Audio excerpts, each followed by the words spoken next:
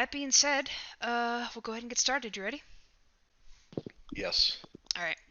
So, Marcus, you go to bed. All right, you go to bed. It's late. Olivia's not over at your house. Any roommates that you may have, they're out and about. You're pretty tired, and you go to sleep.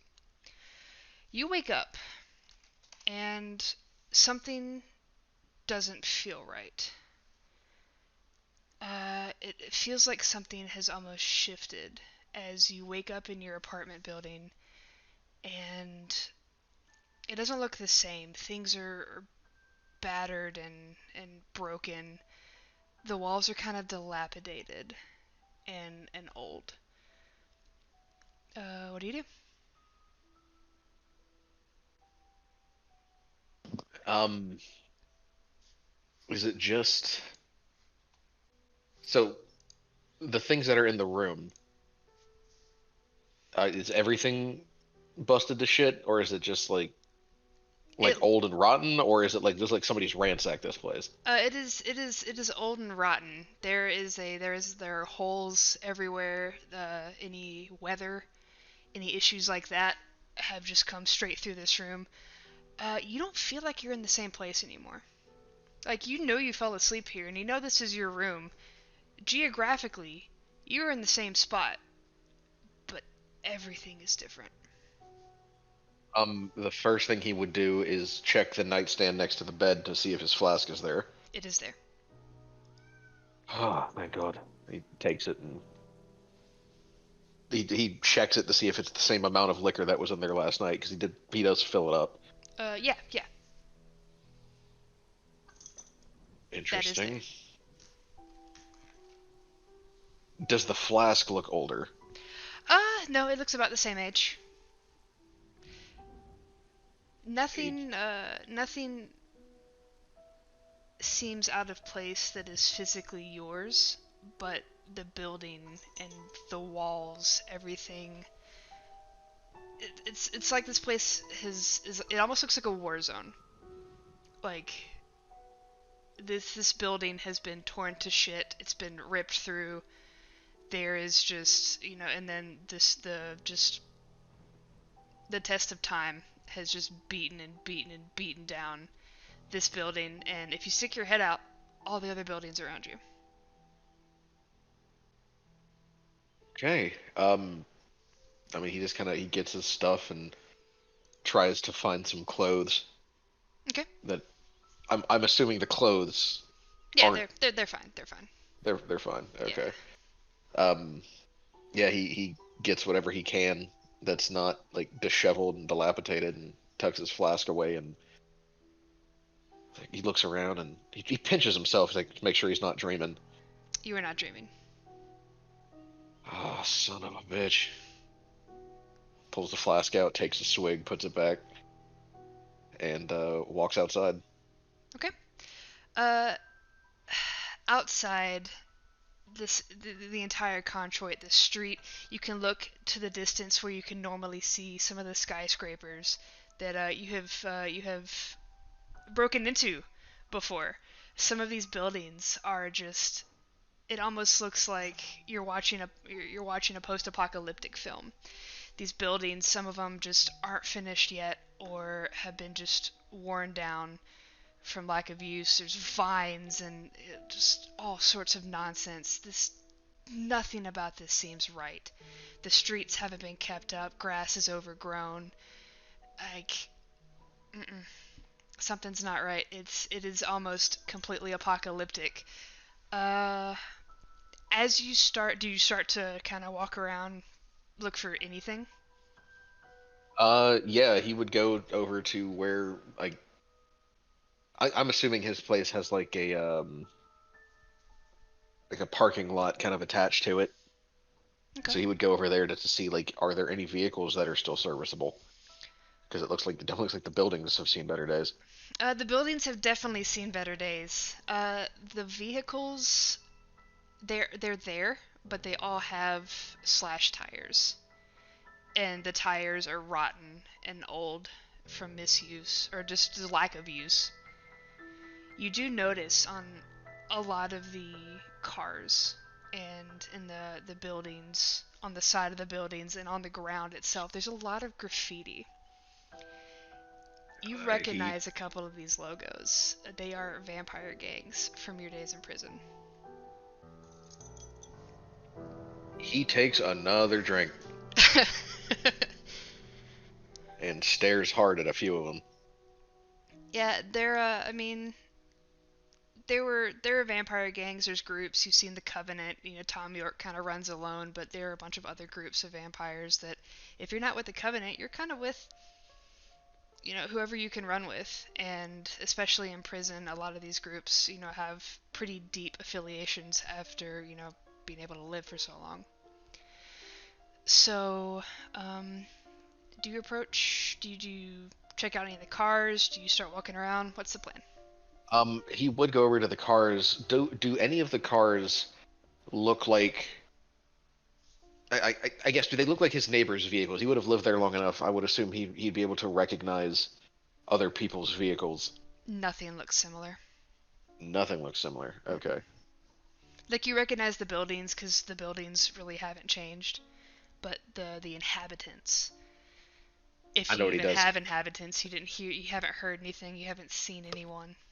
It's like a He goes ghost to town. he goes and looks at the backs of the cars, Hmm. and he wants to check the expiration dates on the license plates to try and figure out if there's been a time jump. Okay, they seem to be the same. What Do you check the your phone? fuck? Yes. The date is the exact same. What the fuck? He tries to message everybody. No signal.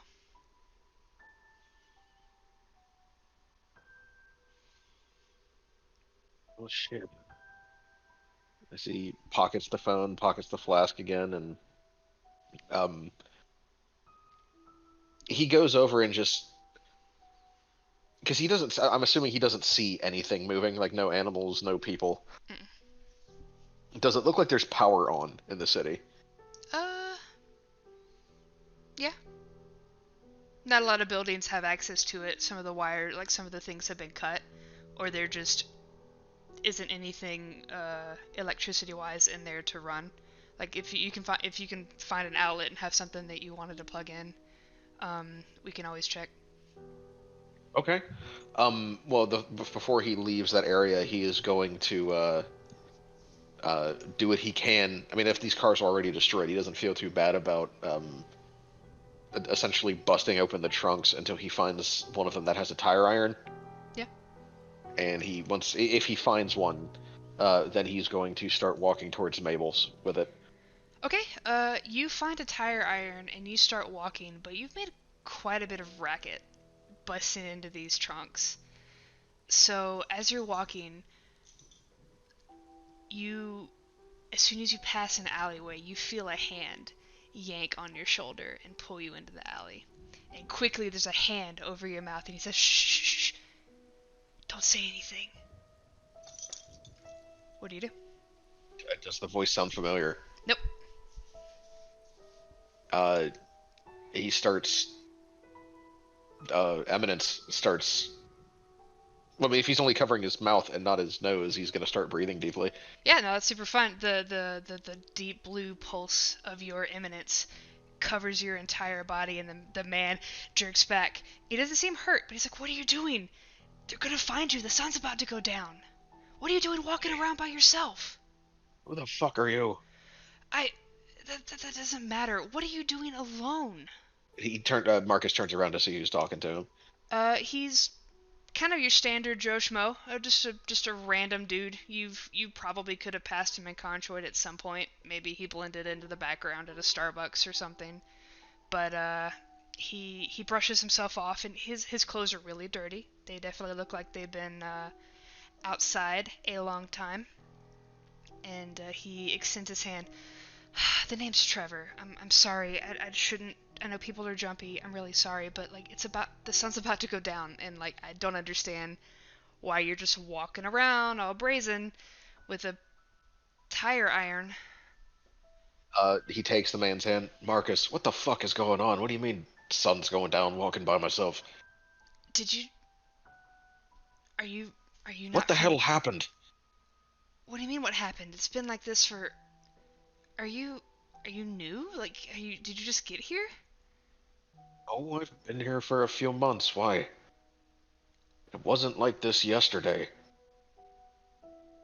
And a couple of you notice there's a couple of people in the shadows that kind of step out, and they look just as worn and raggled as him, and they kind of pass glances at one another because they don't understand what you're talking about.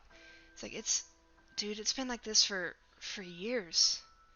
I don't understand how you say you've been here for months and haven't had any problems.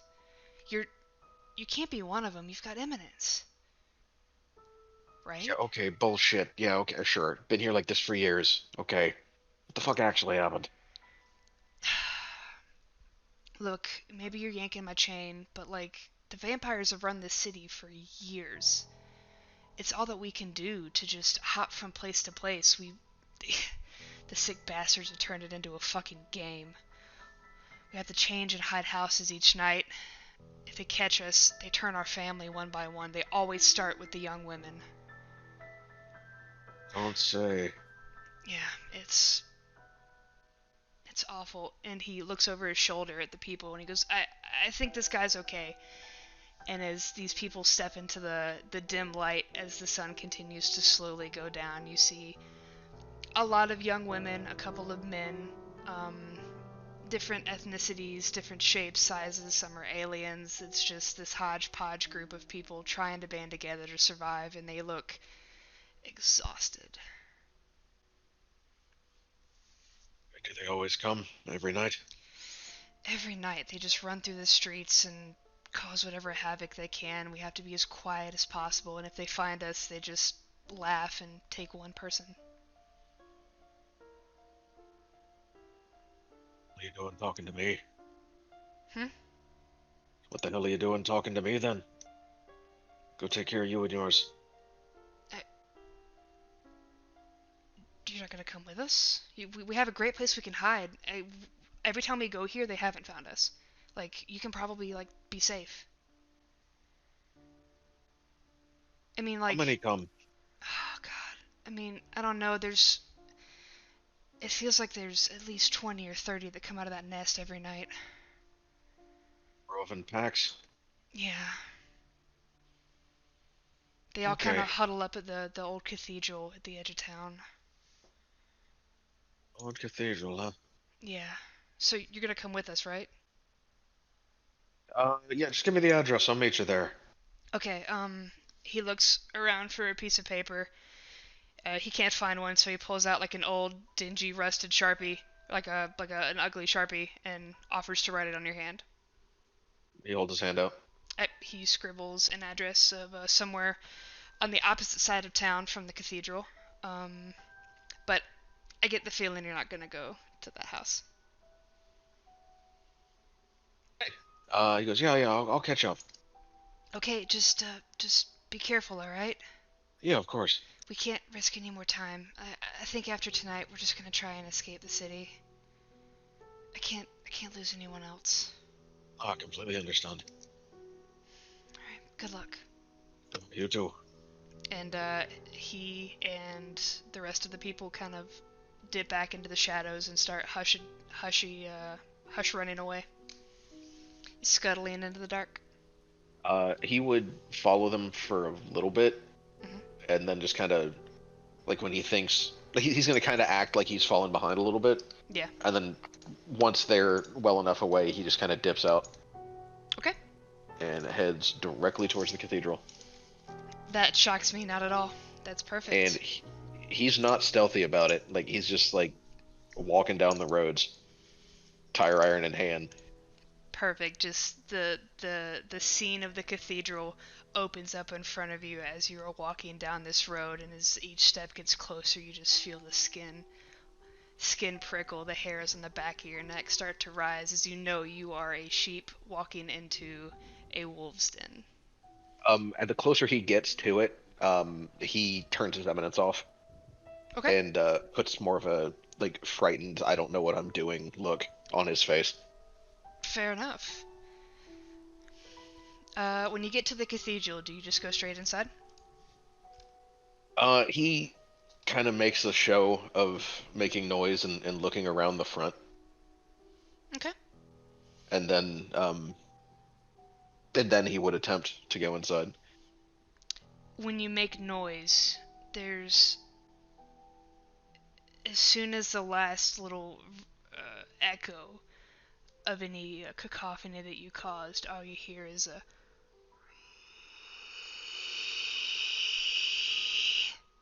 from the inside. I didn't hear any of that. Oh god damn it! It's just a Okay, caught that. just a little pulse. So they know you're here. And you go inside? Yep. Perfect. And he even calls out, "Hello? Anyone? Is anyone in here?" Okay. Please, I'm looking for my family. Is anyone? My family and my friends. I can't find them. I got separated. Is anyone here? Uh, Oh, God damn it. nothing This song. God damn it. nothing responds to you. But as you walk in, even with no eminence, you see the rafters and the upper layer, the upper level of the cathedral is just covered with people. But they're not people anymore.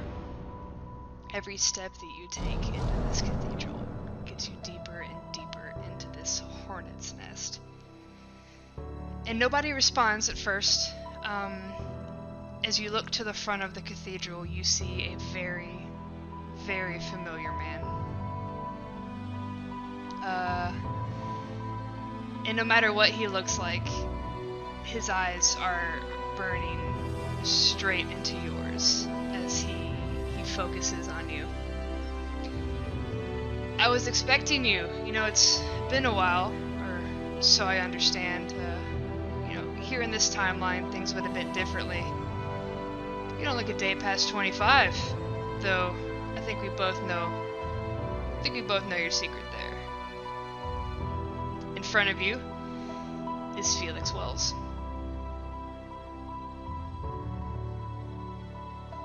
Marcus's act drops immediately. Yeah, so his whole I'm innocent and don't know what I'm doing act drops immediately, and he just stares back.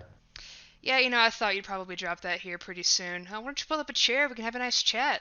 As he's talking, a couple of spawn walk up and just kind of drape over him. It's just a bunch of young women. Give me a chair then.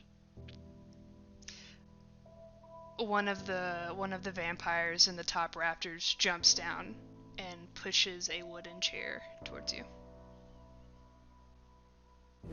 Marcus puts his hand on it but doesn't sit down. Talk. I mean, you actually want to talk? I was kind of surprised. I half expected you just to fucking charge me. I mean, that's all you're good for nowadays, right? Oh, you want to talk. You wanted to talk last time too, and you tried to talk your way out of it. Didn't work then. Let's see if it works now. I mean, Talk. I'm a slippery bastard. I am alive here after all. So something had to have gone right. Where is here? Controit. Your temporary home at least, until you pick up and move somewhere else like the coward you are. It's funny, it's a lot of shit talk coming from somebody who was ashes underneath my boot not too long ago. Yeah, and yet here I am. Yet here you are. I know, doesn't it burn you up so much? Oh, it just gives me the chance to do this twice. Do what?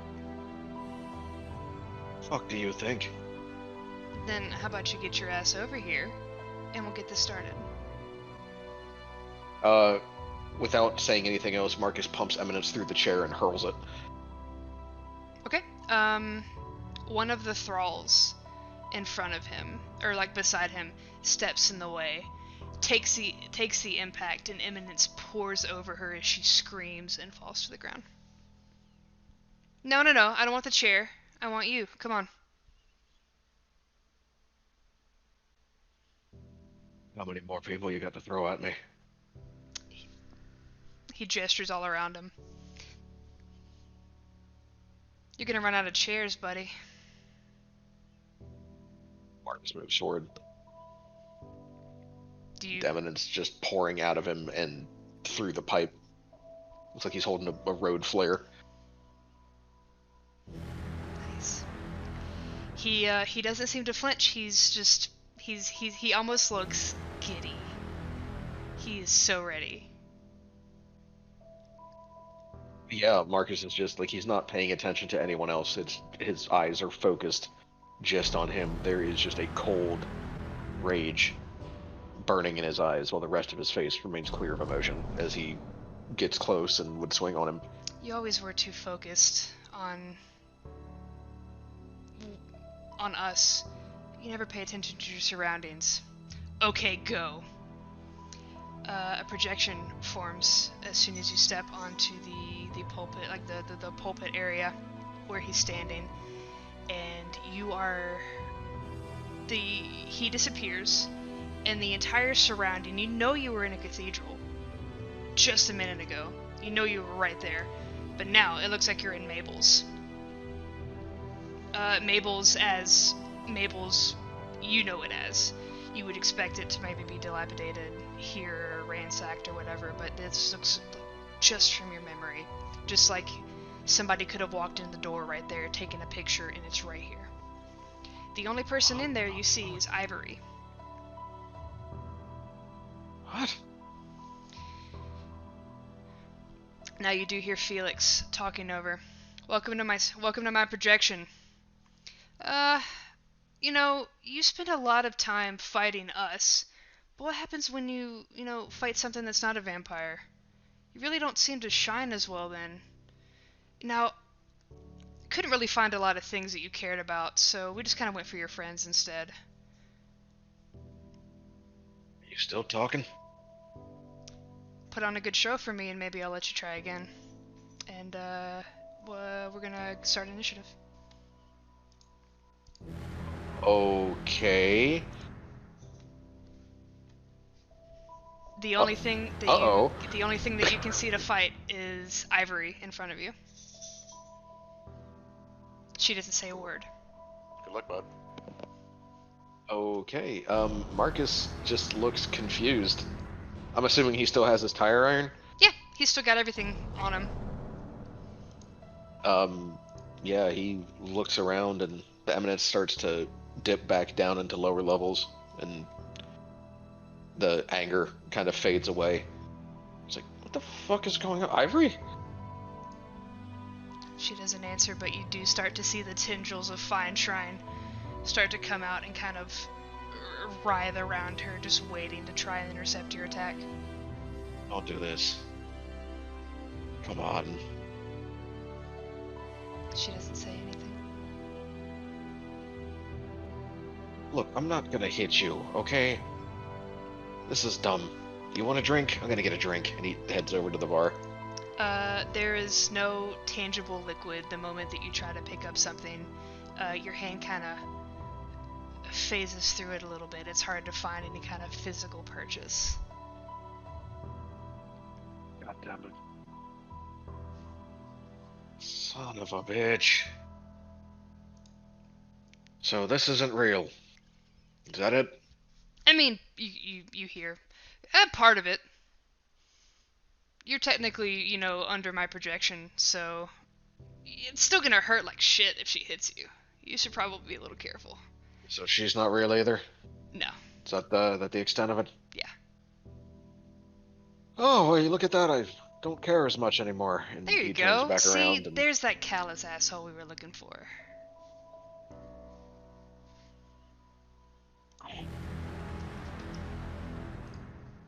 And with that, he takes a seat at the bar. Oh? Yep.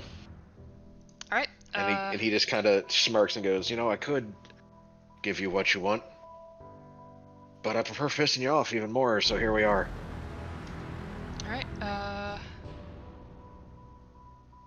roll that in the wrong spot, but give me a defense roll.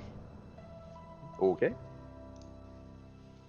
And I am assuming that this is his projection, so I roll with my negative. Is that correct? Yes, this is a Okay. projection.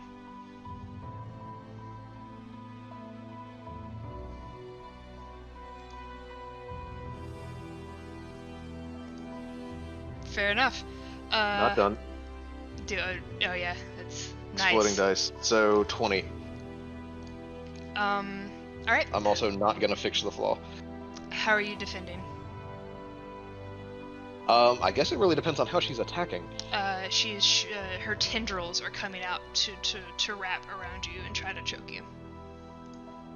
He is going to roll over the bar and just kind of like swing the pipe wildly as he does so, as the tendrils get close. The moment that the pipe impacts with her tendrils, Ivory didn't speak, but you're pretty sure that sounds a lot like her actual screaming. Like that. She's not real, but fuck, it sounds it. As she just howls with pain.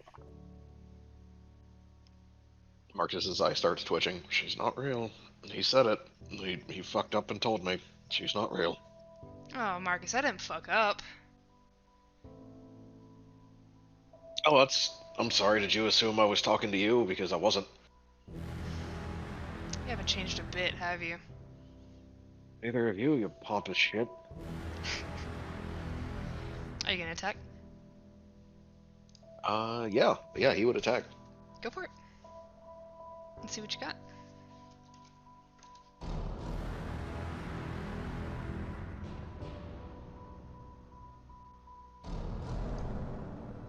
$14. Okay. How are you coming at her?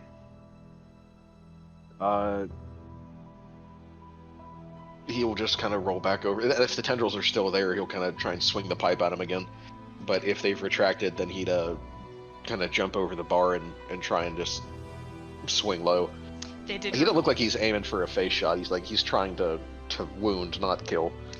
The tendrils do recede back after Ivory received damage, but this time you try to swing low, and her agile form, just the adept dance that she can put into her combat, she steps back, and with a swift like sweep of her foot, the tendrils follow and just catch you on your chin and send you back for 2 damage. Okay, he stumbles back into the chairs. All right. Sure moves like her though, don't it?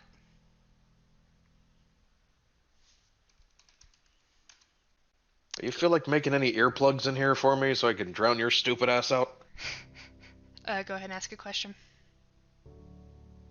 Oh right, I forgot about that. Are we still in the cathedral? Yes. Okay. Go ahead and roll a defense for me. So just to make it easier, does it make sense for me to continue to roll the separate, like the bronze and then the weapon and then the trait and then the negative, or should I just combine all those? Okay, cool. I didn't know. Just wanted to make sure. Nah, you're fine.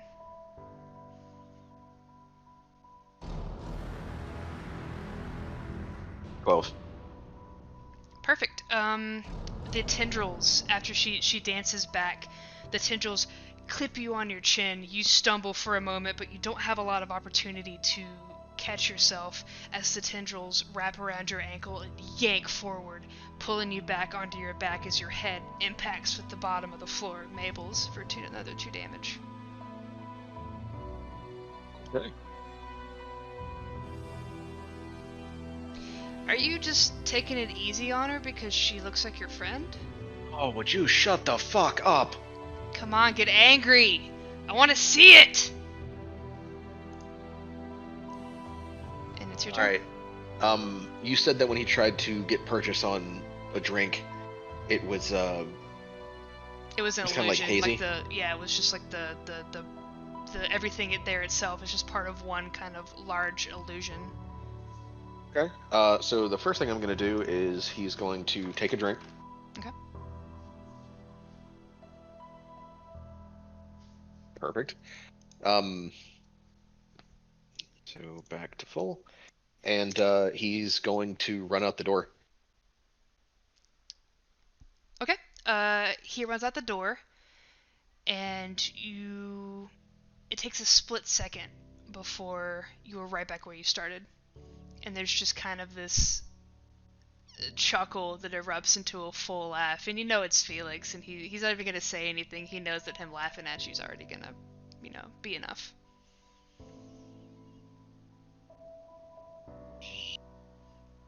Like, he won't even grace you with an explanation. Marcus's eye twitches again.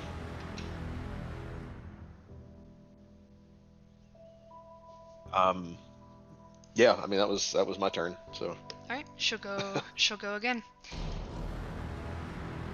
Go ahead and you rolled it in the wrong spot again. Do what?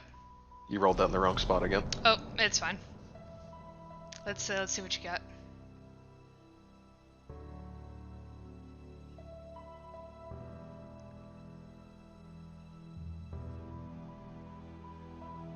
$11. Perfect. She goes to try and pull the same thing, like the moment that you turn back and you realize you're in the same spot again. She goes for your ankle, but you're wiser for it, and just give it a stomp.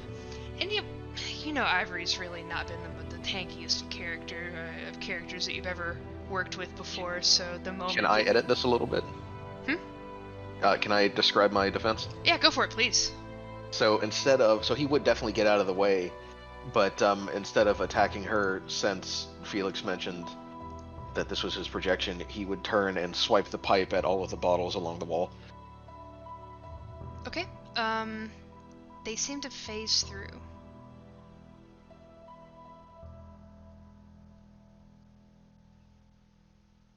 That being said,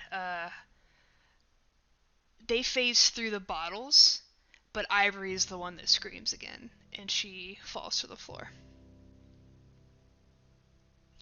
Falls to the floor or falls through the floor? She falls to the floor. Just... Oh, okay.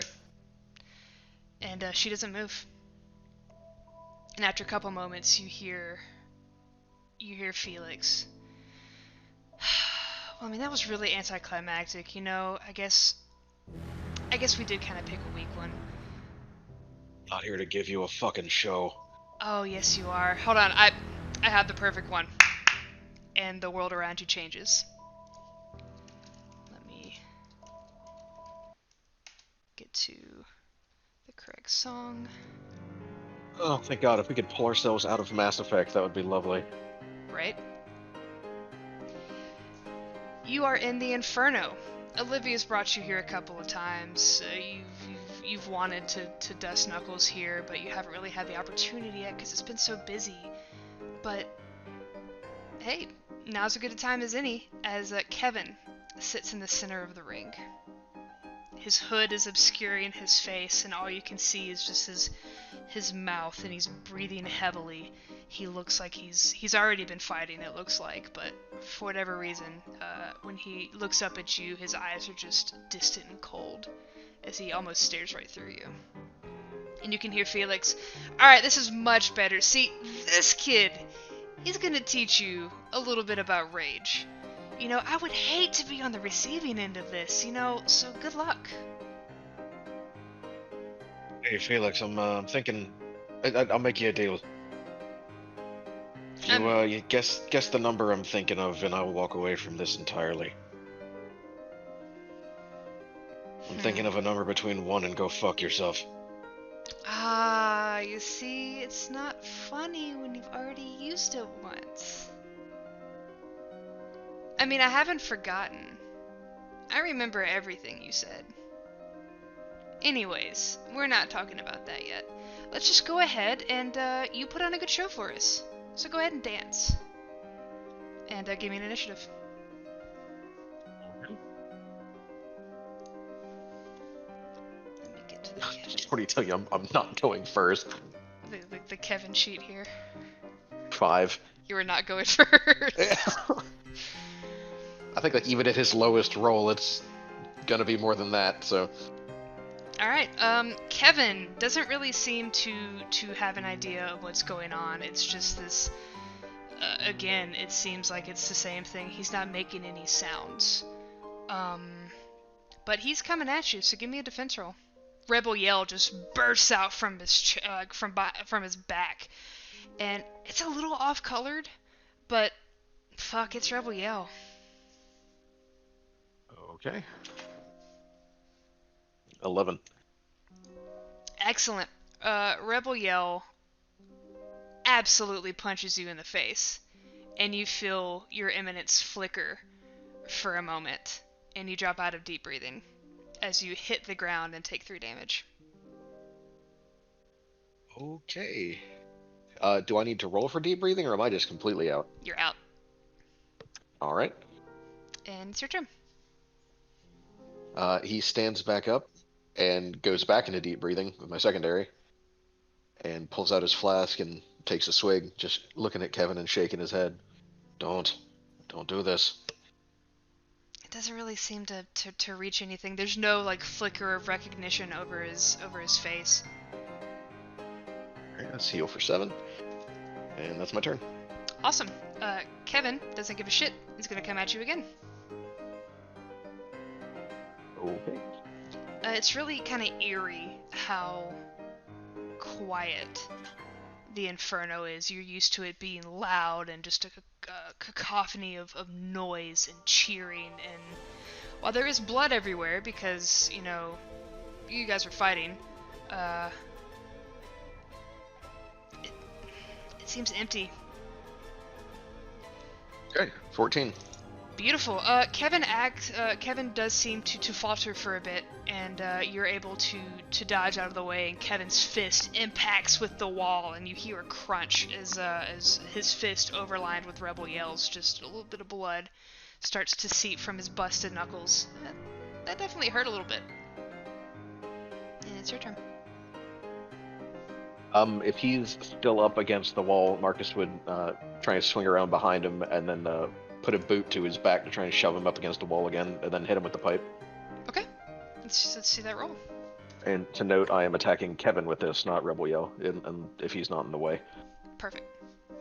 They were kind of overlaid at the time, so it's legit. Gotcha. 13. Yeah, Kevin, oof, as he hits the wall, and you go at him with the bat, or the pipe like a bat, and he doesn't scream like Ivory, but you definitely get the of pain, you know, whenever Kevin gets a sideswipe or misses something and kind of pays for it. So you've heard this before. Everything's insane. It's not real. But fuck if it doesn't sound like it. And he did not like that at all. In fact, he didn't like it so much that he is going to wheel around on you again, and Rebel Yell will burst out once again, and just the aura starts. Oh, shit. Everything about this is just too fast. It's too hard to keep up. You're struggling. Everything is just... It almost feels like the arena's getting a little smaller. Okay, it's gonna be a 20. Perfect. How are you defending against this aura? I mean, he's gonna try and, like... Because, I mean, they're already against one wall, and if he's attacking, he's gonna try and, you know, keep the pipe between him and Rebel Yell, all the while backing up. You know, trying to swing at Knuckles when he can, but, like, Rebel Yell's definitely gonna be faster, so this is more of a parry and backup mode. Okay. You definitely parry as best you can. The fist, they're really powerful, but there's so many of them, and they're not really precise. So as these fists just come flying at you from this general vicinity, you are able to kind of pipe the ones that are getting close as you back up out of the way. Somehow, you manage to not take a hit. Kevin is still sitting there, though, breathing heavily, his eyes just dead as he still seems to look right through you. And he starts to levitate a bit. Oh, shit. And it's your turn. Wake the fuck up, Kevin. I don't have time for this. Marcus, what did I tell you? We can't hear you. He's not real. Shut up. You getting a little sentimental on me, buddy?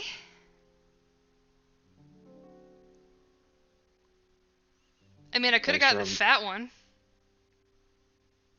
Oh, what, your mom? She's here? He doesn't respond to that one. Marcus kind of grins a little bit and then goes to swing at Kevin again.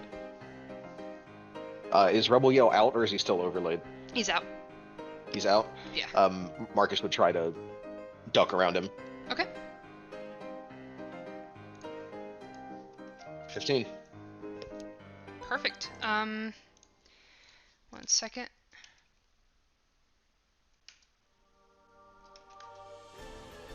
You said 15? Yes. Okay. Alright, so he... Let's see. You try to duck around Rebel Yell?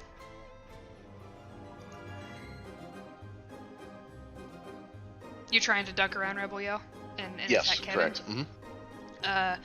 The moment that you stoop down and try to just like sidestep around this powerful projection, and like Rebel Yell can't be too far away from Kevin, you approach and Rebel Yell just right into your shoulder, and you feel yourself slam into the ground of the Inferno. And shit, Inferno used to, you would assume Inferno would feel a little more comfortable than this, with the sand and the dirt, but no, that's Cathedral floor. So you kind of rattle your head against the ground once again for 2 damage.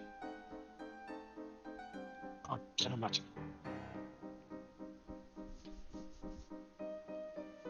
See, this is what I like about this one.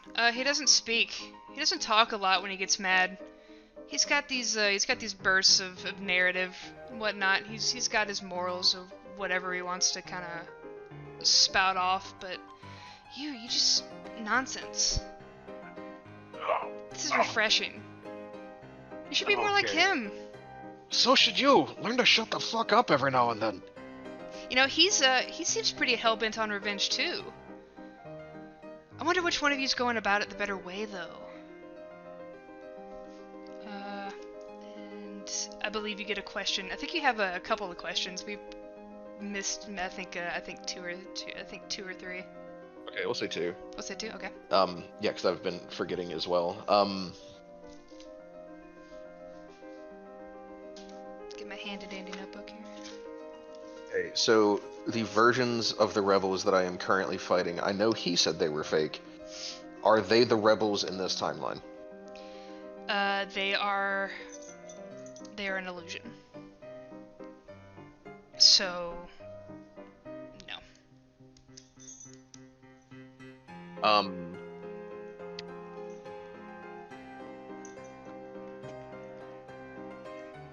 They look exactly like you remember seeing them.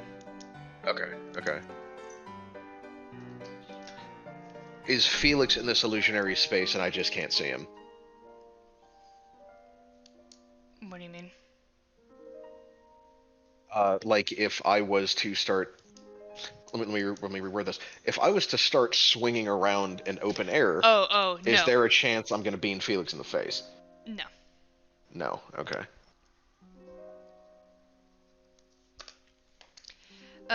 Kevin is going to swing.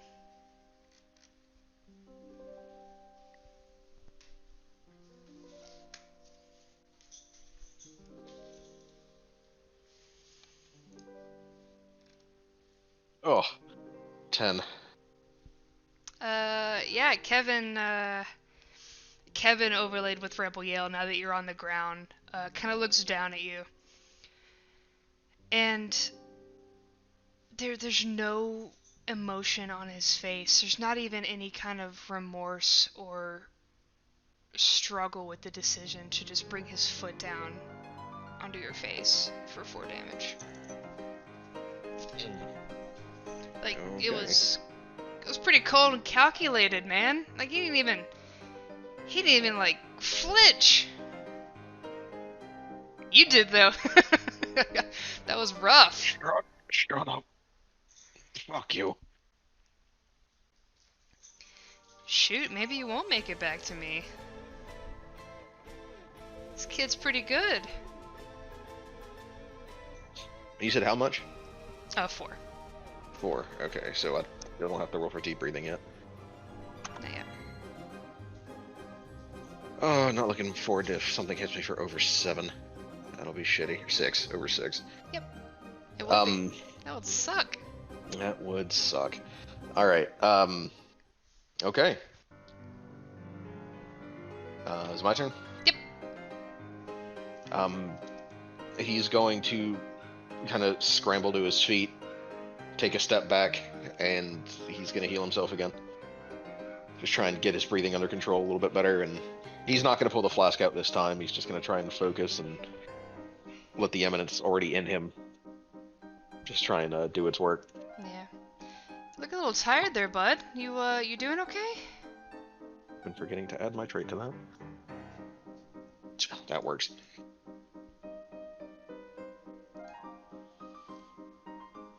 Marcus just takes a deep breath and rolls his shoulders. Yep, doing fine. This is really anticlimactic. You know, I remember you so much differently.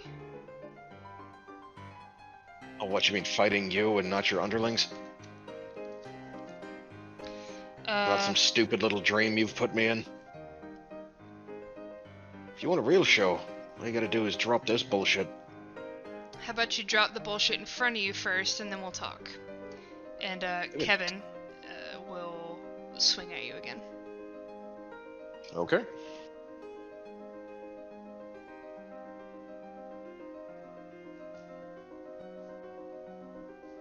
$14.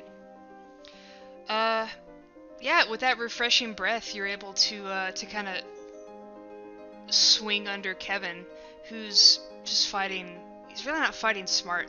Kevin, you know, is really tactical with what he does. He thinks before he punches, but this Kevin just kind of a little bit of the levitating, and a lot of just aggression.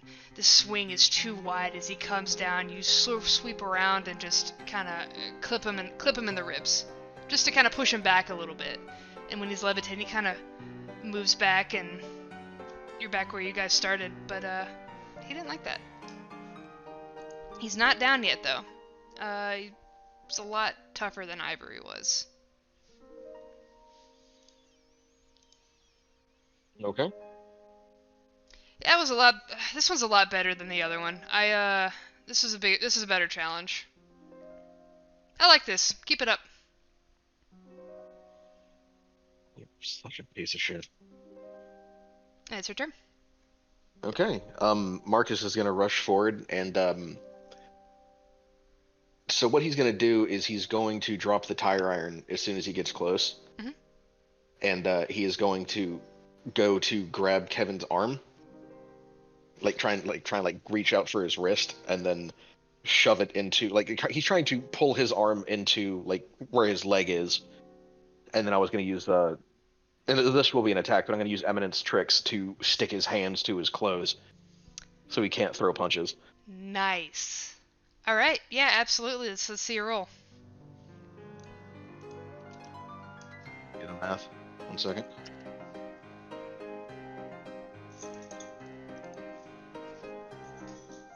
Oh, not great. 9.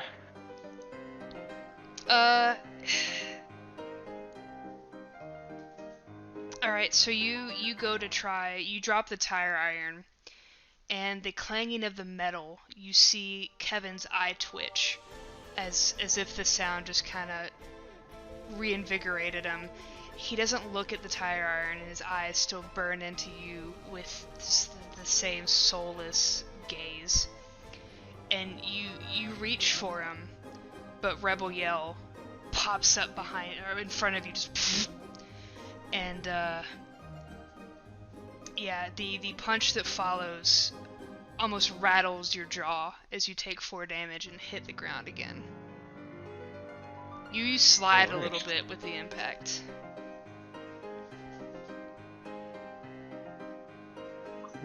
God damn it, Kevin.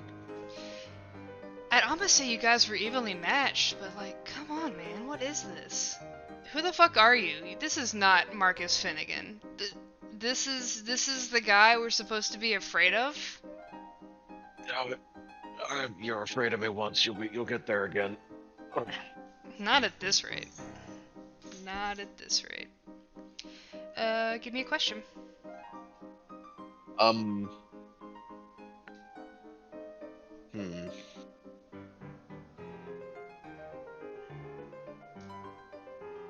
Damn it. Let's see.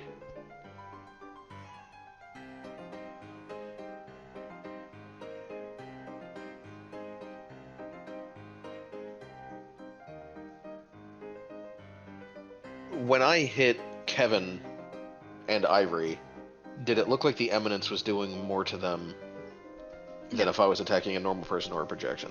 No. No. Okay.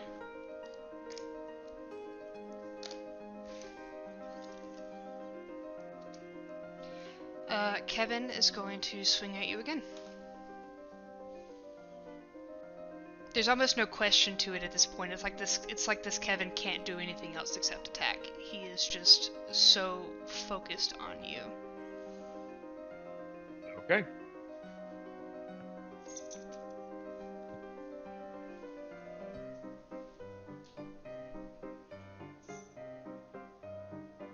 Let me make sure I'm doing this math right here.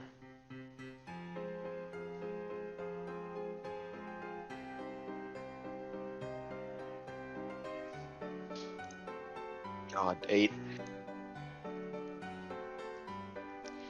Cool. I swear, I will even have some bun check, but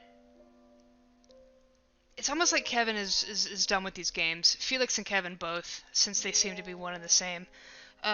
Kevin, this Kevin, is levitating, and as he moves to swing at you, you dropped your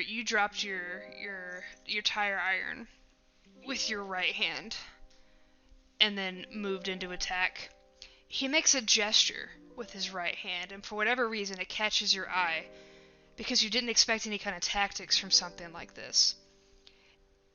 And as soon as your head moves, the aura comes out, and it's just punch after punch after punch. You take so many of these to your chest, your face, a couple in your stomach, and as you teeter back, you try to catch your head. You take 7 damage. Fuck. Okay. As your world is rocked. Hmm.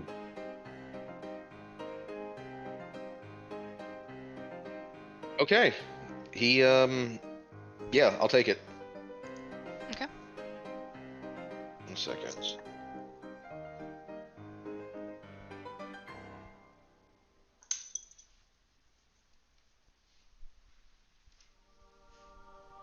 Alright, so that's...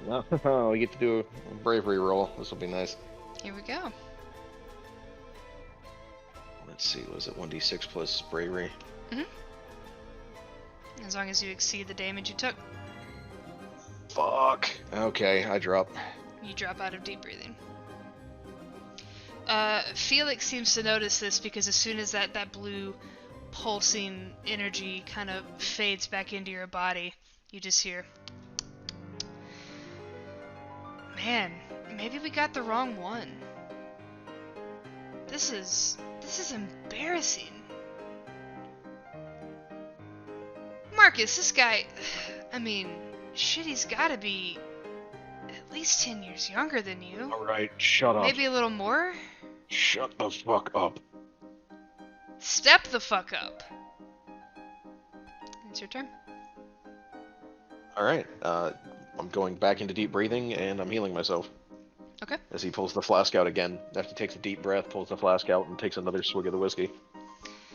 God, that's so obnoxious. I gotta admit, that's a cool party trick, but come on. We're gonna be here all night.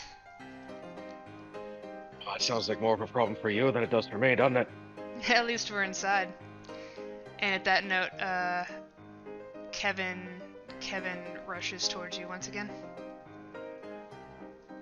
Right.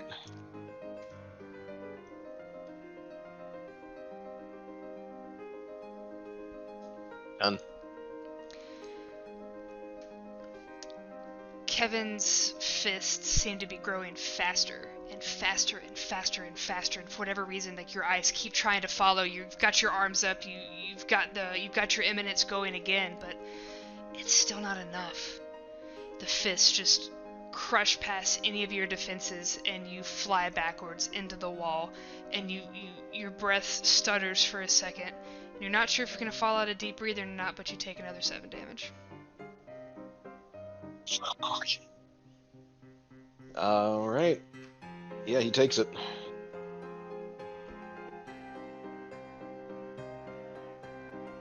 You know, there's a benefit that, since this technically isn't him, this is me, I've got a little bit of a vendetta against you, so I feel like that's kind of making him a little stronger, don't you?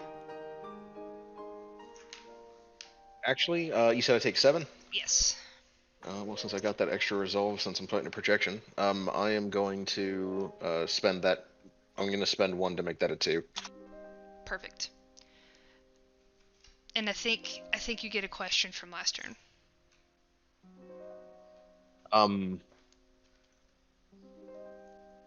Let's see. It's alright if you haven't figured it out yet. We have all night. Does Felix have a stand type? A designated stand type? Yes. Okay. Alright, it's your turn. Cat. Right. Is the pipe still accessible to me, or is Kevin kind of got me up against the ropes where I can't go get it? Narratively, you could probably dodge roll or something in order to get where you need to go. Okay. Yeah, he kind of dives forward. It's not so much not so agile as a roll, but more of like someone like diving into home base kind of. Yeah, he dives just in putting towards everything and grabs into it. Yeah, and he gets his hands around the pipe and it flares with Eminence again, and he specifically waits until Kevin thinks he has like an advantage on him and kind of starts floating towards him, and Marcus just kind of turns around and he has a handful of sand that he hurls up and then swings with the pipe at the same time. Nice.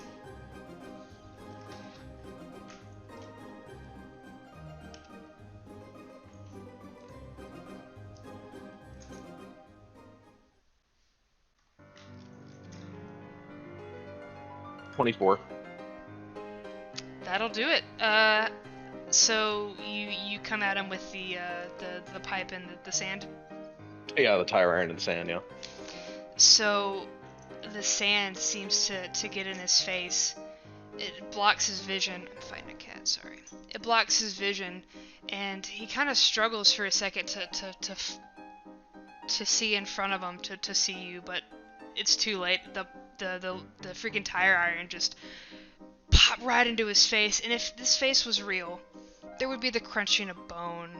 You'd see the jaw move to the side, but it just, after a certain point, Kevin disappears, and the pipe just goes straight through, and the world changes again. I get my question, right? You do get your question. Is Felix himself taking damage when I attack the projection? Partially.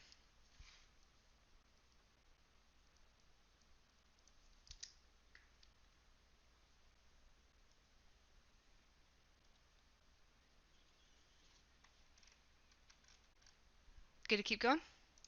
Oh yeah. Awesome. So Kevin fizzles into the air, and Inferno starts to follow soon after until you're just in a dark room. You look off to the side and you know you're in the cathedral, like physically, but your mind is still in this projection, and it's black as far as the eyes can see. And Felix, you can hear him kind of playing with a pin, just the pin bouncing off of a finger, maybe kind of clicks it a couple times. That wasn't too bad. I know that kid had some umph. That power though, I mean like it's pretty strong. It's too Oh, bad I what? Did we can't make use it it to an outside of here. intermission? I am still talking. It's too I bad I don't can't care. use it here. I mean if you're gonna be a cheeky asshole about it, then all right. Oh no, by all means, monologue. Do your thing. I'll pretend to listen. No, I'm good. There's a revving of an engine, and in the dark of this room, you see the familiar lights of Crazy Train start to illuminate and power up in this room. And Olivia is a couple of paces away. Her visor's down, so you can't see her face, but you'd recognize that armor anywhere. So like I said, there's not really a lot of things that were close to you, so we kind of had to play a little dirty. So have fun and give me an initiative. Um, I don't think it's necessary. I don't go first. Fair enough. I'm gonna Um, be real with you. Unless you're putting me up against Joe, I'm probably not going first. you are all good. I'm gonna, And even then, it's a hard maybe. yeah. All right. Well, in that case, Crazy Train rockets towards you. You've always seen how quick Olivia is in battle, but you've never really been on the receiving end. You guys haven't sparred before, so it's really jarring how quickly she's approaching you. You don't have a lot of time to react.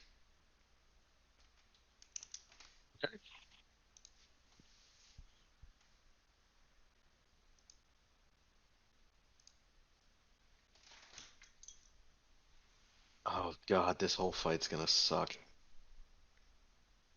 All right, 14. Um, how are you going to attack her? You still have your tire iron. He's just holding it in front of him, like he sees a charge coming, so he's not going to attack so much as try and block.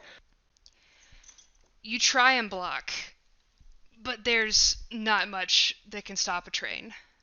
She barrels into you, and you skid back, and the force is enough to almost make you fall, but not quite. It's not as hard as it normally would be for her, and you only take 1 damage. Okay. Um, what is the location like now? Are we Do still what? like in just, or what is the location like now? Are we still in just like pitch black room It's and then just there pitch she is? black, pitch black, almost void. Okay. All right. So it's my turn. Yep, Oh. I've heard I've heard this one never shuts up, but at least we don't have to worry about that in here. Yeah. Okay. And he just he pulls the flask out and drinks again. Healing up. Yep. All right. Hot damn. Okay. Nice. So you're looking pretty chipper after that one. Yeah, I'm back to full. Nice. Uh, any secondary? You're good. Um, does the floor still feel like Cathedral? This is not a bizarre field question, but yes. Yes. Yeah. Yeah. No. That I know that wasn't a bizarre feeling. Okay. Cool. So he's still on solid ground though, even Yeah, though this is just a black yeah. void. It's just really hard to Noted. get your bearings, but you still feel the cathedral ground under you. Okay. There's not much I can do because there's really not. So there's it's just me, her, and my pipe. That's about the extent of it, right? You get your flask too, but yeah, Well, right, equipment. yeah, Me and my equipment, and then her. yep.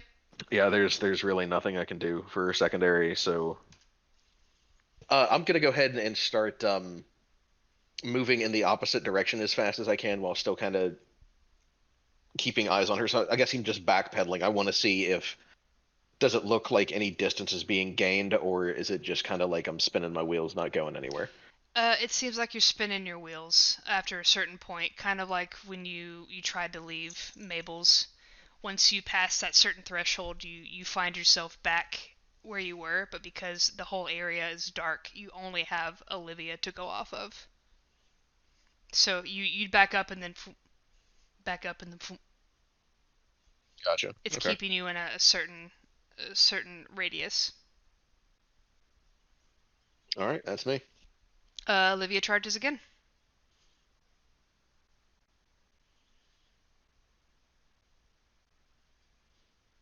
Right. 11. Yeah, she barrels into you, and you once again skid to the point where you reach that threshold, that distant threshold yourself, and then find yourself right back at her feet and take 3 damage. And she's Oh, just like not looking. much. She's just looking down at you. The visor is completely black. You can't see any facial features at all. Okay. All right. Marcus kind of gets to his feet and he's going to swing.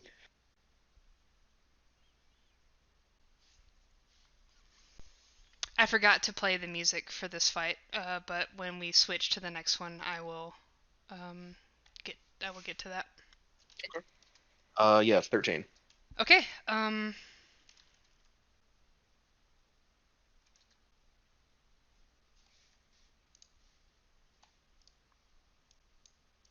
I paused it. That's right. Okay. Um.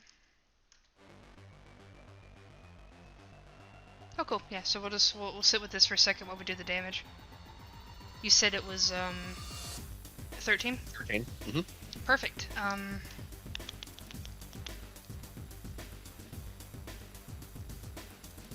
Okay. Control.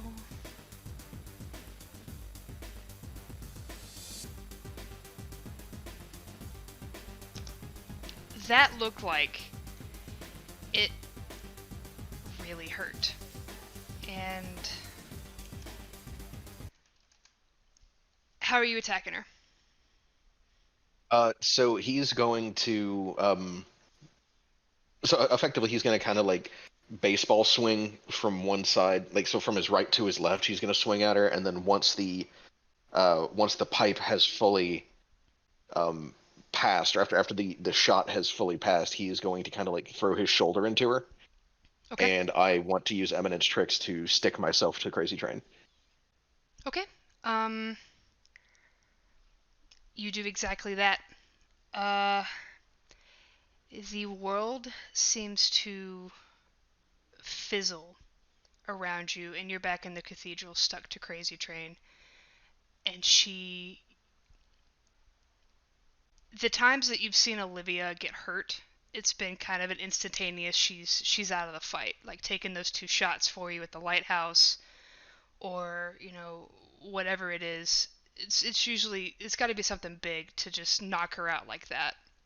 You've never heard her scream, but she screams and howls in pain as her skin starts to sizzle from your Eminence, and you're stuck to her. And the vampires around you guys just kind of chuckle from the rafters. And Felix looks at you. No, this isn't my stand anymore. That one's real. This is the only one you could get close to in your original timeline, so we hunted her down before she got Eminence in this one.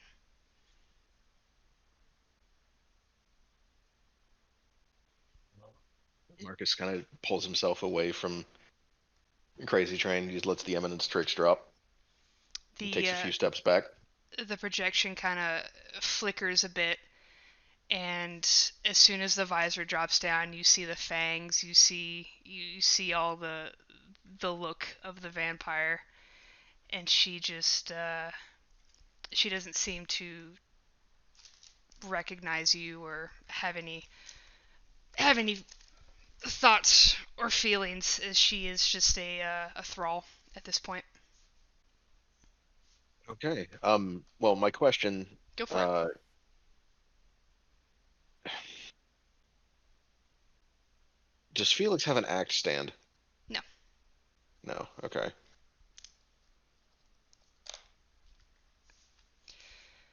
Great. Marcus just kind of just takes a few steps back, and his like it's clear that um the emotionlessness that has been on his face when he fights vampires is kind of starting to crack as he sees Olivia standing in front of him, and he doesn't look away from her, but he's clearly talking to Felix.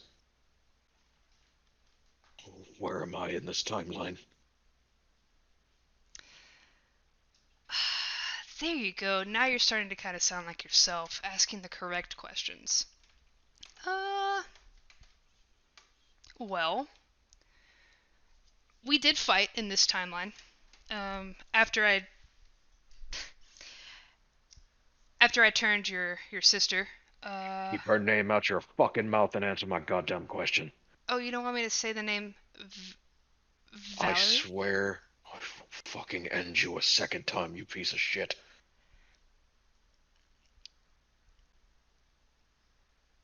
I will say that you're here. But I think I want to see you beat the shit out of this woman first. And then maybe I'll tell you. What, are you gonna surprise me? Have me walk in off one of your little rafters there? I mean, it'd be entertaining.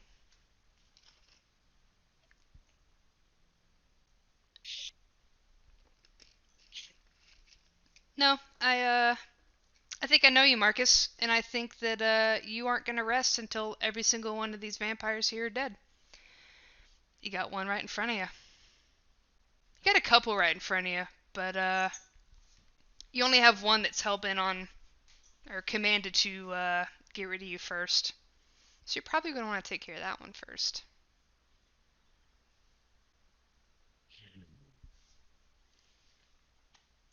Where his emotionlessness was cracking before, it's back in full force.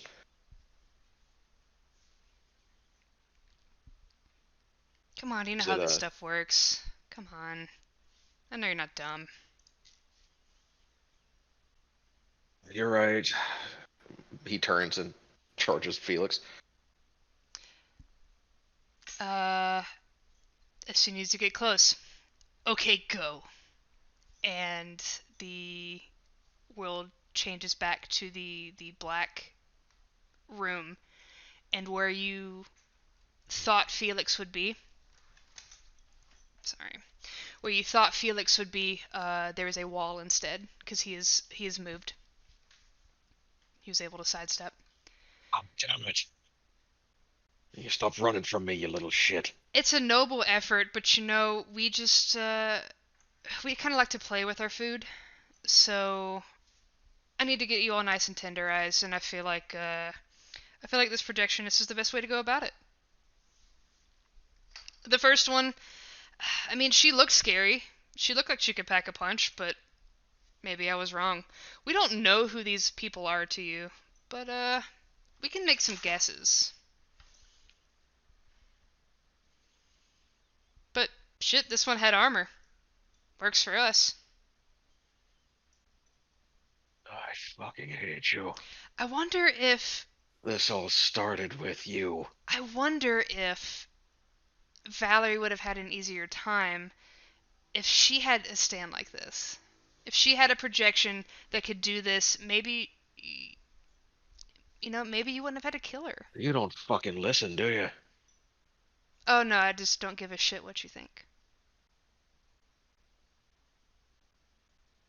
Well, you know, it doesn't matter how many times you tell a story, the beginning's always the same. This whole thing started with me stomping the shit out of you, and it's gonna happen again and again and again. It don't matter how many times, how many different fucking timelines you pull me into. Every single time, it's gonna end up with me and you outside, enjoying the fucking sunrise. So let's get on with it already. I'm waiting on you.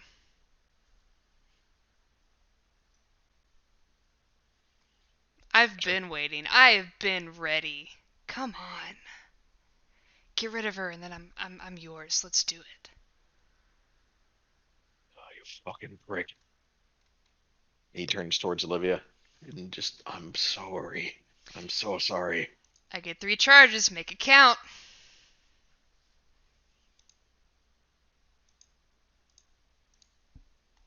He just starts pumping with Eminence.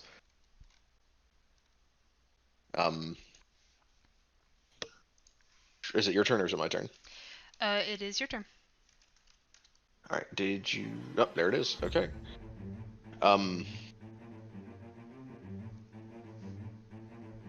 He goes in for another swing.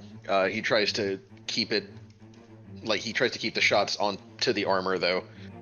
Mm-hmm. Like definitely not going. Like if her head is still exposed, he is not attacking her there. Okay.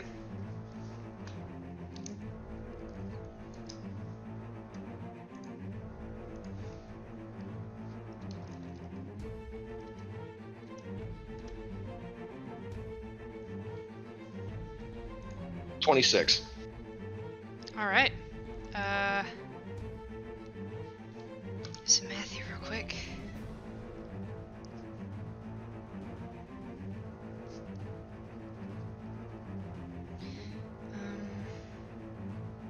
And you have, is that with the doubled bronze? No, it's not. Just I have been. Oh, I didn't count that. I counted that's that for going your to first be... one, but not for this one. So. Okay. So what I say already was 26. Mm-hmm. So 32. Okay. Is it another +5, another +6? It is another +6. Perfect. Okay. Cool. Some stuff will be spent.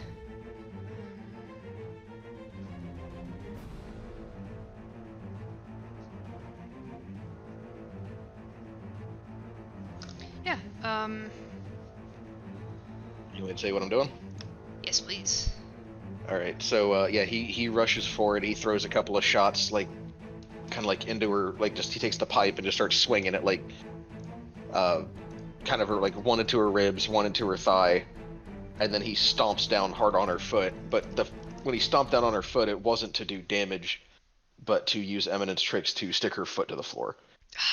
Excellent. Yeah, the Eminence pulses through the armor and down, and it sticks her foot to the bottom, and she is completely stuck there. She takes this attack, and then when she goes to recoil, her foot doesn't move with her, and you can start to kind of hear the sizzle as it starts to burn through her wearable projection. She hisses at you. You can see her fangs as she does so, and you get a question. Okay. Yeah, Marcus is just kind of shaking his head and stepping back. I'm sorry, but if you're anything like the Olivia back home, you gotta be able to move to use that thing. I'm sorry. And he steps back and my question is,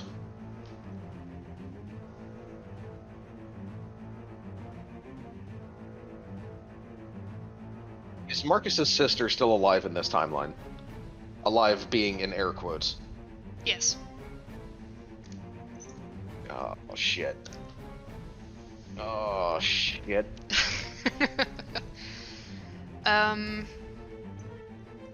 Felix sounds almost impressed. It's like, I never would have... God, that is really good information to have. I didn't know anything about that freaking projection. If she can't move, she can't do anything? That kind of sucks. Oh, well, shit, what are you gonna do? Just gonna take pot shots at her like a piñata until she pops? I'm gonna rip you in fucking half. That's what I'm gonna do. Sure. But where's the fun in that? Come on. Let's keep going. Let's see what you got. I almost saw it. It flickered across your face for just a second. I almost wish that Val was here so I could turn her again and bring that back out of you. Shut the fuck up. How about you make me. And Olivia is going to try and move, and she tugs and tugs at her leg, trying to dislodge the Eminence, but it ain't moving. And that's gonna be your turn.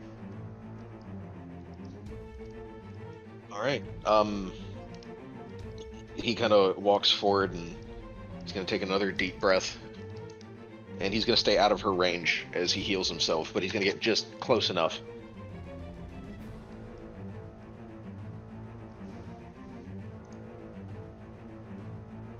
And, he's going to look at her and... They did this because of me. I don't know how to fix this. Come on, you can't fix it. You know what this is. Listen, Marcus, Finnegan. Do you want to leave? Marcus, my man. He's talking, he's not even listening to Felix. He's talking to Olivia. Do you want to leave? She doesn't seem to understand. I know what the fuck you're talking about. What do you mean, leave? And I will let you go, and you leave here. Do you want to leave? Felix seems incredibly shocked. Whoa, hold on, you're gonna let one of us just leave? Just go? Holy shit! I'm not talking to you, shitbag. God damn, you know...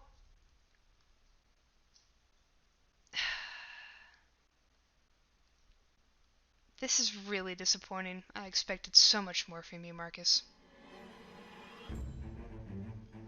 Marcus's eye starts twitching. He doesn't look away from Olivia. Answer the question. Olivia looks at you and squares up her chin and says, I don't run away from nothing. Not even pricks like you.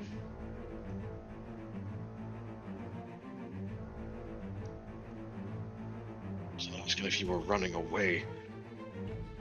I was trying to give you a chance to live whatever life you consider this. She just, her jaw sets a little bit. Kind of like when you guys get in arguments and she doesn't want to back down. It just kind of settles a little bit. And she just stares up at you in that familiar defiance. He just kind of sighs and looks down and shakes his head. Fine. I'll ask you one more time. But it's not going to be right yet. And he lets the Eminence drop. The Eminence tricks. He releases her foot from the floor. Okay. She will take her turn.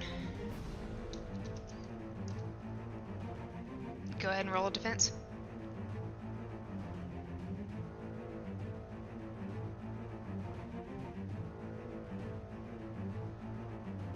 Okay, let me roll my actual numbers, because I forgot vampire. Yeah, just go ahead and double that in there. 16. God damn. She goes to hit you, and she just misses, and the waves of Eminence that you are exuding, she just runs straight through them and falls to the floor, kind of shaking and convulsing because she just walked through a cloud of Eminence. She gasps for air and crawls away, but shakily gets back up onto her feet and just stares at you. Marcus just kind of, he doesn't even turn to face her. He just kind of stepped out of the way so she could run through the cloud. And he just kind of looks over his shoulder. Do you want to leave? I've got my fucking crew. This is where I belong. Look, I don't understand all this. I don't understand all this time shit, but I'm where I'm supposed to be. No, you're not. Felix is kind of just sitting back outside, watching all of this happen, and you can still hear the disappointment in his voice. Damn, Marcus, I didn't know you'd gone soft. You know, this isn't the one from your timeline. Like, you won't make it back to your timeline, but it's not like it to you, Mr. Callous Asshole. I didn't really expect any emotion from you, and you're letting one of us try and go away. She was innocent. It doesn't matter. You found her and you did this. She was innocent. Humans don't have a life on this planet anymore.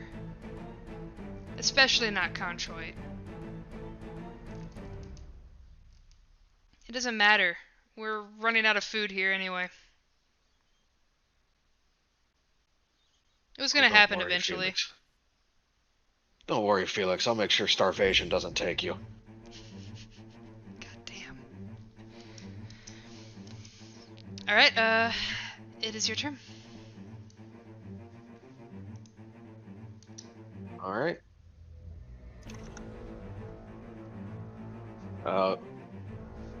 Marcus turns back around and he clutches the pipe in his hand. And he takes one shuddering breath and looks Olivia dead in the eyes. I told you I'd ask you once more. I did. You still said no. Is this to fucking make you feel better? Is this supposed to make you feel better about this or something? Just know that I'm sorry, and he rushes forward. Okay. 18. Alright. How do you attack? Overhead shot. He's going for weak points now. Okay. You know exactly where that helmet disappears and appears from. And there's always that split second where, as it's forming, there's that soft spot on the top of her head before the crown completely connects with the other side. And as Olivia realizes that you're coming for an overhead shot, its time almost slows as it tries to creep up, and it's trying to connect, but the tire iron just catches her right at the dome of her skull, and she crumbles on the spot. Marcus is just standing over the body now, just shaking with rage or sadness. It's impossible to tell. She doesn't move, and after a couple of seconds, as this realization kind of washes over you, the black room slowly starts to fade. And you see Felix watching you. He seems a little more enthused because you were able to actually take Olivia out. And a couple of thralls move. One of their hair, like some hair, lashes out and pulls Olivia's body up back towards the church pulpit.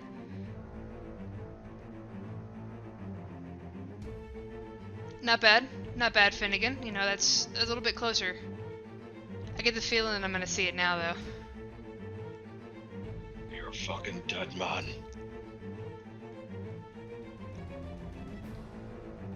Felix, do you remember what I did? I guess you're not the same one. Did you find out how it went down? Enlighten me. Oh, I was just trying to remember I was trying to remember which leg I ripped off first, because I want this to go down exactly the same way as it did last time. Yeah?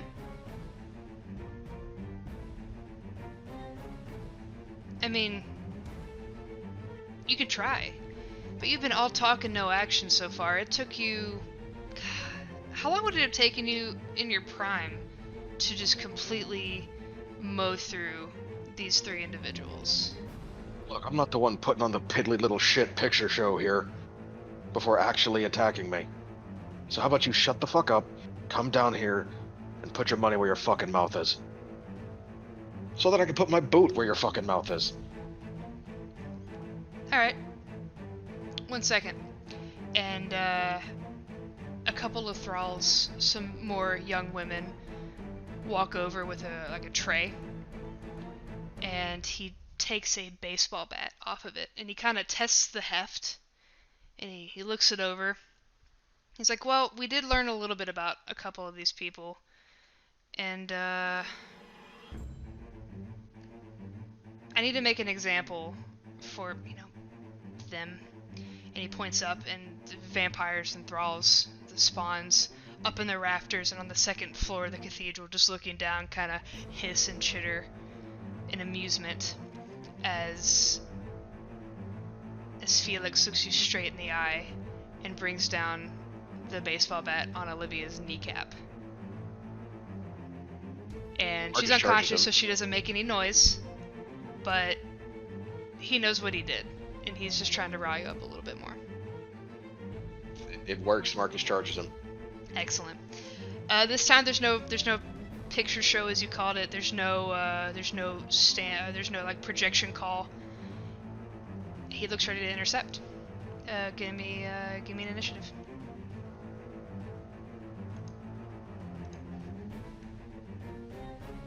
Eight. Alright, let me grab mine.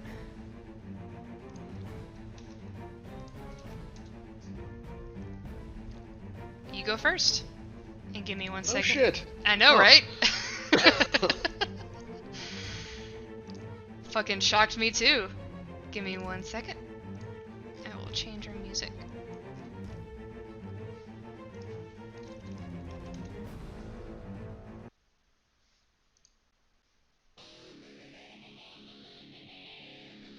All right. Yeah, let's get started. All right. Oh god, I know it's a bad idea to open up with my normal tactic. Which is, burn everything. Oh god. Actually, I got a question. You do.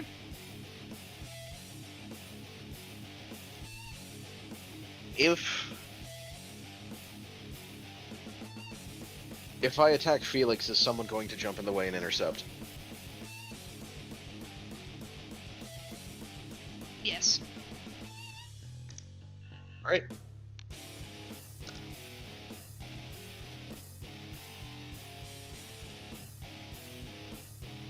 Okay, let me just roll these numbers here. And it's very obvious. Keep rolling your vampire stats. Yes, and I do not have to fight. I'm not fighting his projection this time, so... Nope. You are fighting the user.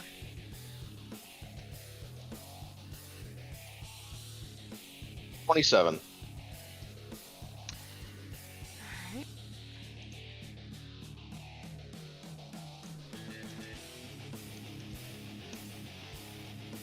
Okay. 1 second. You said 27? Alright. So you move to attack him. And how are you rushing him? He's just gonna, charge up the steps and swing right for the dude's face.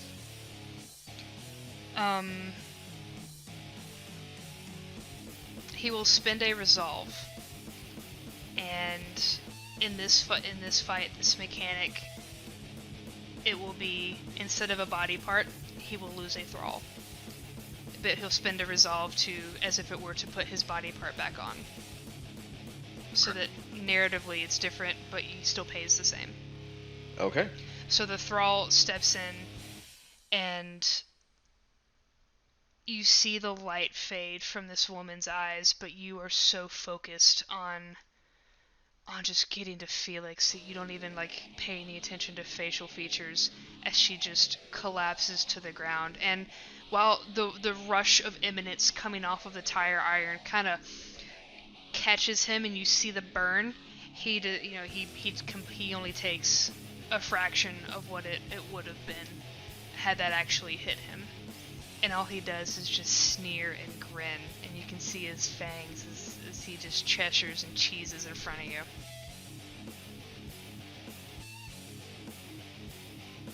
Yeah, there is. Where usually when Marcus fights vampires, there's nothing. Now it is just unabashed rage. Sounds about right. It is his turn to go. And he is going to attack. Give me a defense.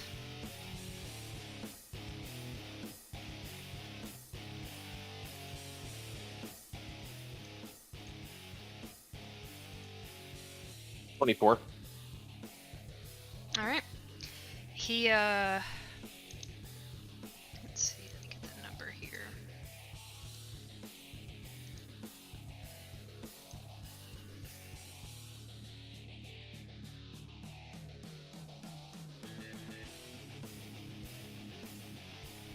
He,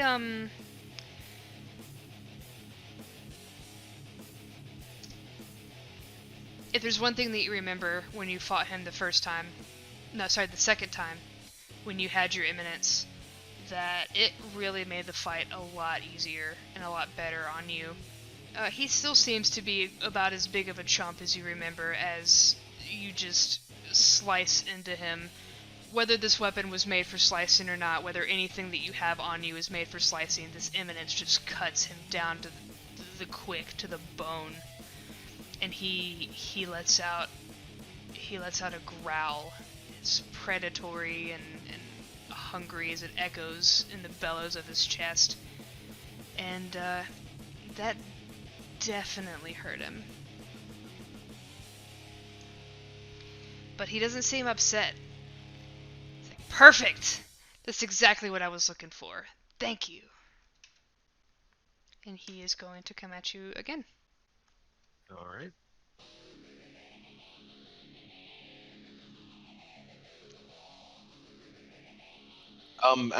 Was that his attack or was that mine? Sure, that was yours. Give me a question. I didn't like the way that you worded the thing about the thrall. Was the thrall he cut down his sister in this timeline? No. Okay. The way you worded that made me nervous. No, it's, no, you're good. 22. Excellent. He goes to attack you, and you raise your tire iron to try and defend. And a thrall pushes him out of the way to avoid, for him to avoid the backlash. And it's kind of it was just a dude. And it, but you're not focusing on any of these facial features. Everything that you have is just in this blind rage. You cut through this thrall and are still trying to get to him, and he only takes part of what he should have. Okay. Yeah, Marcus looks away and looks towards Felix. Oh, look at that, you still have shitbags to have jump in front of you. How new and different.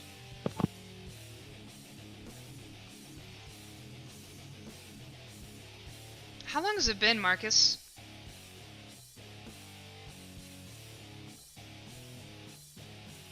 One second, my work computer is going off for some reason, and I don't know why. No worries.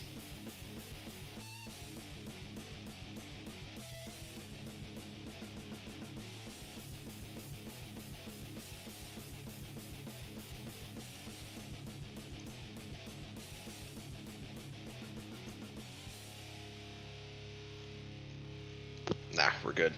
Oh, good? Yep. Please repeat what you said.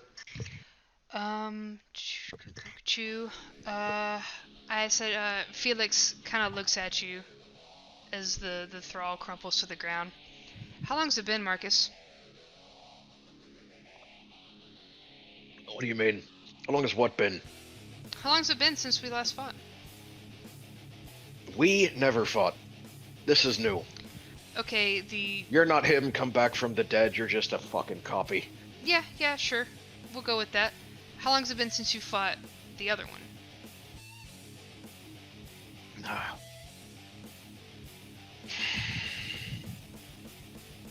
25, 26 years, something like that. Yours haven't been Don't too quite kind. remember.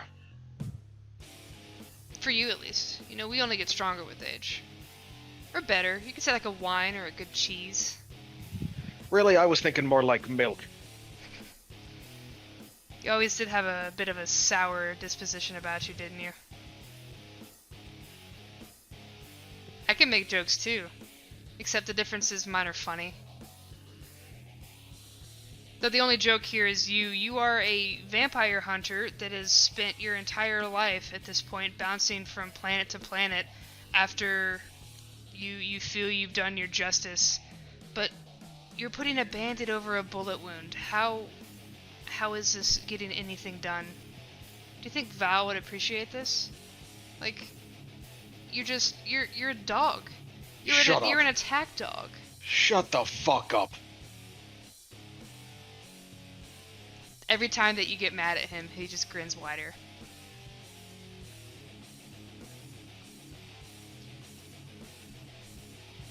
What you got? Anything? Nothing? I felt like we were having a really good conversation I got Val here. her vengeance. She got you that, didn't she? And he looks to the flask in your hand. His grip tightens on it and he kind of holds it closer to him like he's not gonna let... Like just the thought of him pointing it out.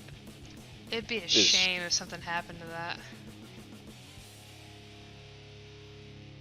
It would. It really fucking would. Well, it's clear this tactic isn't working. You still hit like a fucking truck. So we're gonna try something different. And a couple of thralls start to attack you. There are 5 in total. I want you to make me 5 defense rolls. Okay.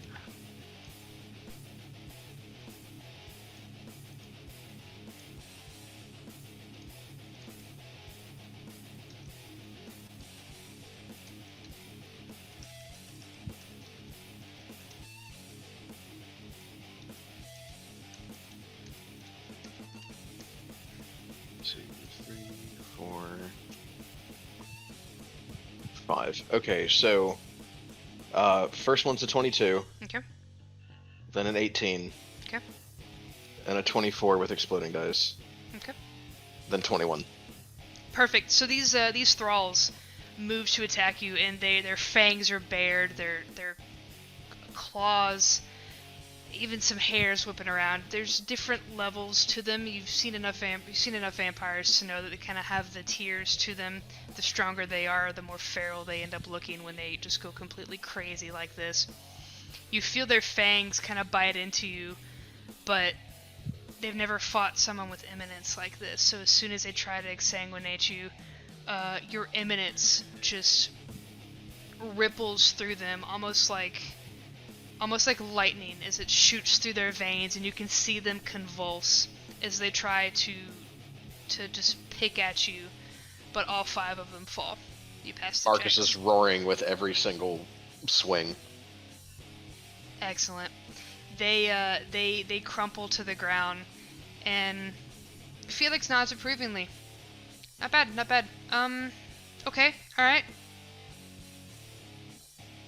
And he'll, Jesus. Sorry. He'll look at you and... Come on back. See what you got. Marcus charges him.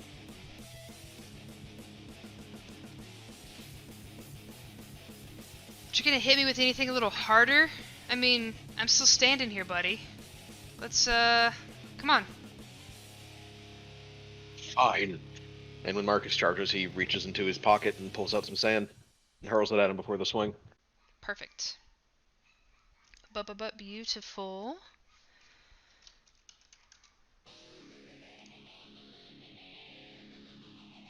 And that's going to be 29. Okay. Um, And I already know what my question's going to be. okay. Um,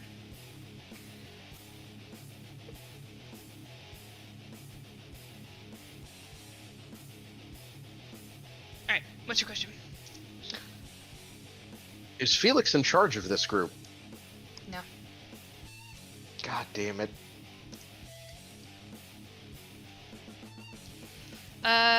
As you go to charge, the sand starts to fly, and it looks like it's gonna hit him, but he's gonna spend another resolve, and a thrall is going to take its place. It's a bigger one this time, and it needed to be because of the sand, and it just kind of goes over the expanse of the thrall's chest, and it burns straight through as the being falls to the ground. Creates a bit of a thud, but it's still not enough. There's a little bit of imminence that washes over, and despite the fact that Felix is kind of seeming a little cocky, these overwashes of imminence are really starting to hurt him now. You can see him sweat a little bit. Marcus just like his grin, like a feral grin, just appears on his face. And all he said, he just looks at Felix and goes, "How long? How long? How long is it gonna be? Bring her out. I know she's here. You wouldn't taunt her with me otherwise.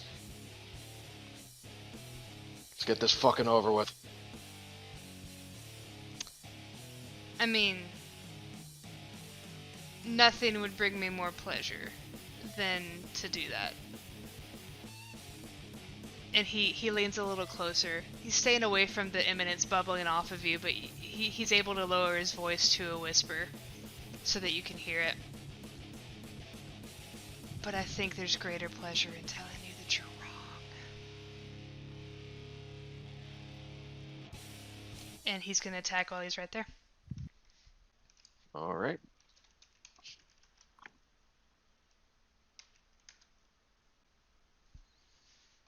Oh. 18. Okay. Uh, 1 second. I'm doing some math. How many? 18? 18. Cool. He actually hits you this time, and he's this close to you. You're sitting there, kind of whispering, and his hand slowly lifts up, and he's just raking his claws up the front of your chest.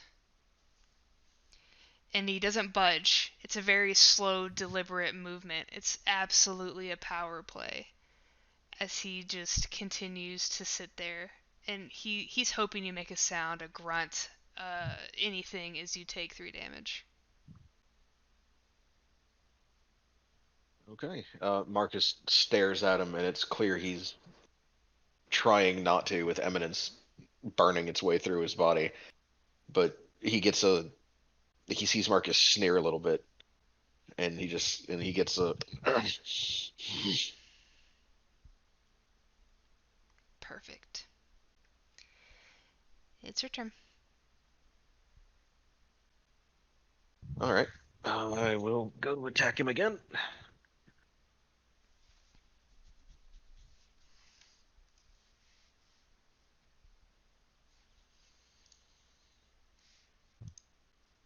$22. Oh, shoot, that's not the right thing to roll. My bad. Oopsie. What's he wearing, by the way? Uh, Pretty casual clothes. A t-shirt, maybe some jeans. Um, Maybe a jacket over it, but he probably shedded it to fight you. So Nothing t-shirt, too. not long sleeves. Uh, like a long sleeve t-shirt. It gets kind of chilly in Controit at night. Not that it's too terribly, not it's too big an issue for him, but probably a little more comfortable. Gotcha. You got a 22? Yes. Um, If I hit, let me know. yeah, you do. Okay. So what he does is he swings low, uh, kind of aiming towards Felix's legs, but low enough that he knows that like Felix will kind of try and double over to sort of just dance out of the way of the shot. Yeah. And when he does that, Marcus reaches up and grabs him by the hand, like grabs him by the wrist, and shoves his hand up against Marcus's chest and uses Eminence tricks to stick the shirt to his shirt, forcing him to stay there in the Eminence flames. Okay. Um, so you asked to hit, but he will use a resolve to sacrifice another thrall. Okay. So what you feel like is about to be him sticking a thrall pushes Felix out of the way as he stumbles to the side, and you definitely caught him with the Eminence, and it definitely hurt, but there is a thrall attached to you now, another small man, as it just kind of convulses before falling, before going slump. The hand is still like the shirt and everything is still attached to you from this one shirt, but the body itself is limp.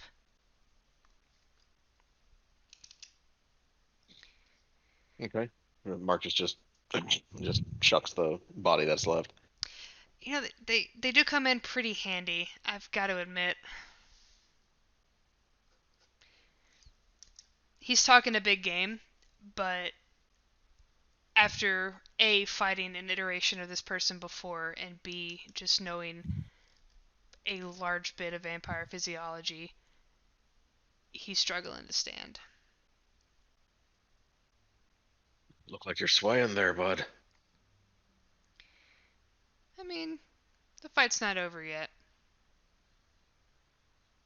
You're the one prolonging it, not me.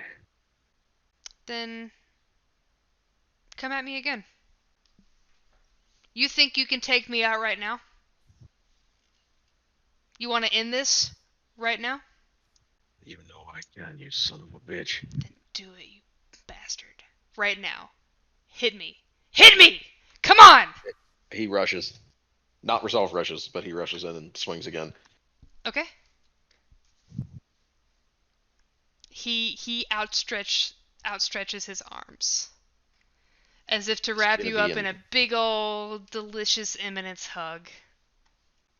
Yeah, Marcus brings the pipe down on his face. 20.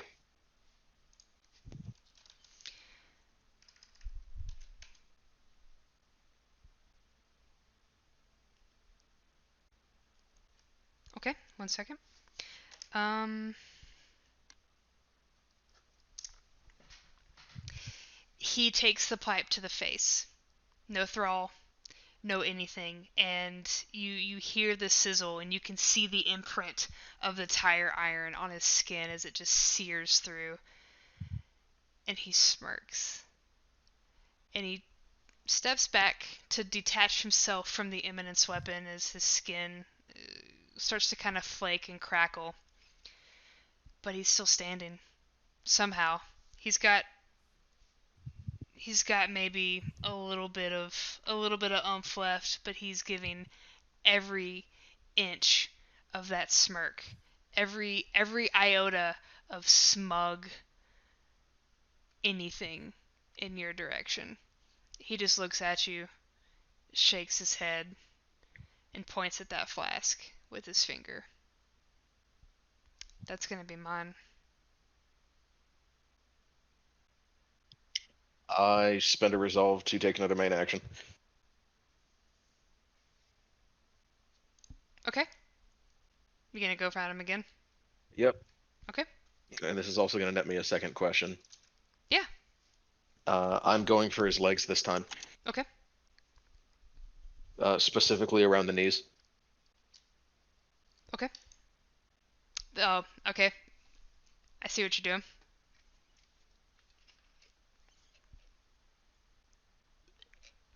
Second. You're all good.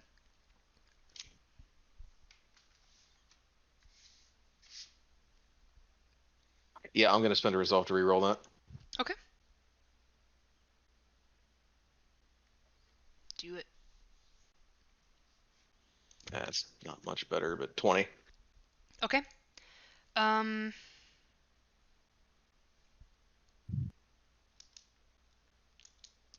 Let's see. All right, you're going for his knees. Yes.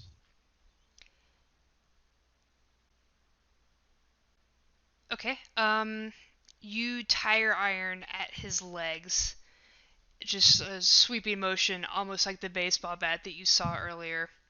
Just a beautiful arc that catches him off balance, and there's a crack, obviously, from the force as he falls to the ground of the cathedral, and he looks up at you, and for the first time you can kind of see a little bit of the same fear that was on his face as the first time that you were able to do this with the other iteration of this man.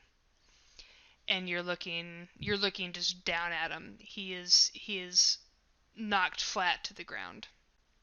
Go ahead and ask your questions. Actually, get any dialogue and finish him off, and then ask your questions. If you want to say anything to him. Okay. Um. Well, the first thing he looks down at Felix and goes, "Well, I told you we were gonna do this just like last time. The story that begins the same. Doesn't matter how many times you tell it." And I'm just gonna keep taking uh the tire iron. That's it. I'm gonna keep taking the tire iron to his legs, blazing eminence until they sever. All right. Every hit is a gurgling scream as the eminence just pours through his body, and after a couple of thwacks, eventually you do sever the first leg. He And uh, he did not like that. he keeps going. Like it's just once he said what he said, it's just honest work at that point. Okay. The attacks are rhythmic. There's no delineation between the strikes. It's right at the knees every time. Swing, hit, swing, hit, swing, hit. They they come apart. He And is he is a writhing, pulpy mess from the thighs down, as he just all he can do is watch as this eminence continues to flow up his body and sever his shins and his knees completely at your once mercy. once he does that, Marcus pulls the eminence back on his hand as he reaches down and picks up the torso by the shirt at this point and goes, "All right, let's go watch the sunrise." And he moves with Felix to go outside. All right, go ahead and ask your questions. Um, is Marcus's sister here at the cathedral? No.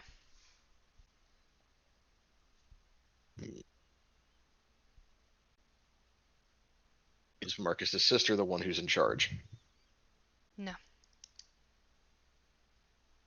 I think we skipped a question, so I think you get one more. Okay. In this timeline, is Marcus and his sister's roles reversed? Is Marcus a vampire? I guess that's two questions, so I'll stick with the first one. Are the roles reversed? Are the roles reversed?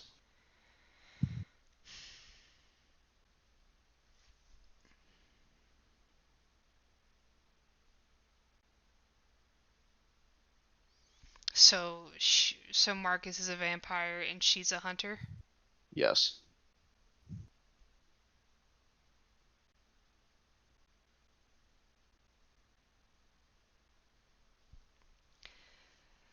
Uh, there's a pause as you feel something change in the air. Where there wasn't someone in the door of the cathedral, Now there is, and there's a slow, almost golf clap. You're not sure how a clap could be as sarcastic as it is, and yet, the moment that you see the outline, you understand.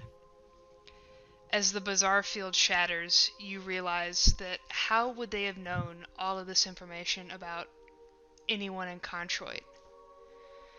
Felix was never the biggest fish in the pond.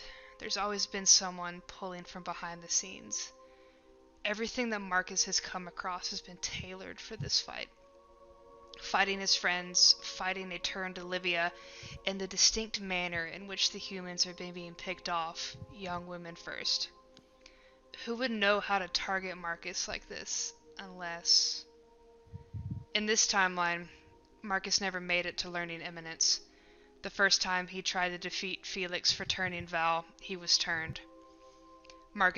Vampire Marcus is ready to rumble as you see the silhouette of yourself. Oh, shit. This vampire Marcus, with the same cocky attitude and a very similar flask on his side, stare you down, and he sees the dripping half corpse of Felix in your hands, and he just kind of does a once-over, looks you up and down. So, this is what I turned into in the silly timeline of yours, eh? We could have been something, you know, but you had to go and learn Eminence. You were too weak to kill Felix in your timeline without it, right? For, what's her name? Valerie?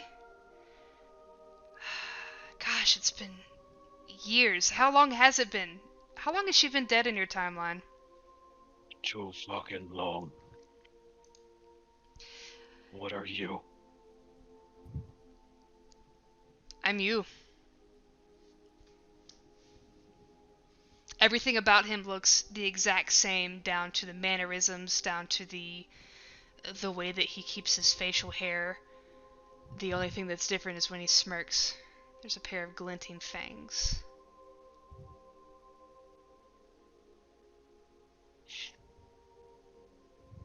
Answer me a question. He says as he drops Felix's torso. It just squishes to the ground.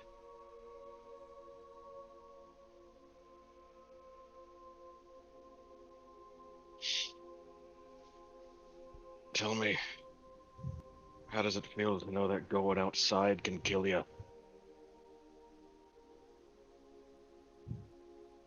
Must really suck to be that weak. You're trying You know to what you rile... became? You became half as effective as what you were when you were normal. That's what you became.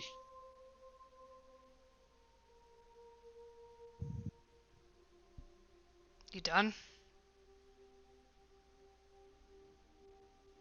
Go on. Speak your piece before I shove this pipe up your ass. He looks over his shoulder, and all the vampires, they almost kind of shrink away from him. There's a sense of awe. He is absolutely the head honcho of this joint. Anything he says goes. As he looks, all of them look to see what Marcus was looking at. Whatever he does, they hold on to that with bated breath. So as he turns to look, you see the remainder of the heads, maybe 10 vampires left, all the thralls that you cut through. They all just follow his gaze. You see that out there? That's me. That was all me. Sure, I can only go out at night, but... doubly effective is a lot better than just normal. I can only do it at one time, but once you get rid of everyone, it doesn't matter now, does it? I'd guess you're the head honcho where you're at too, eh?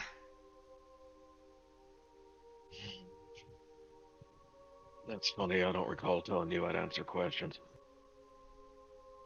Fair enough. And he rolls his shoulders and kind of cracks his knuckles as if both Marcuses understand that they're about to dust knuckles.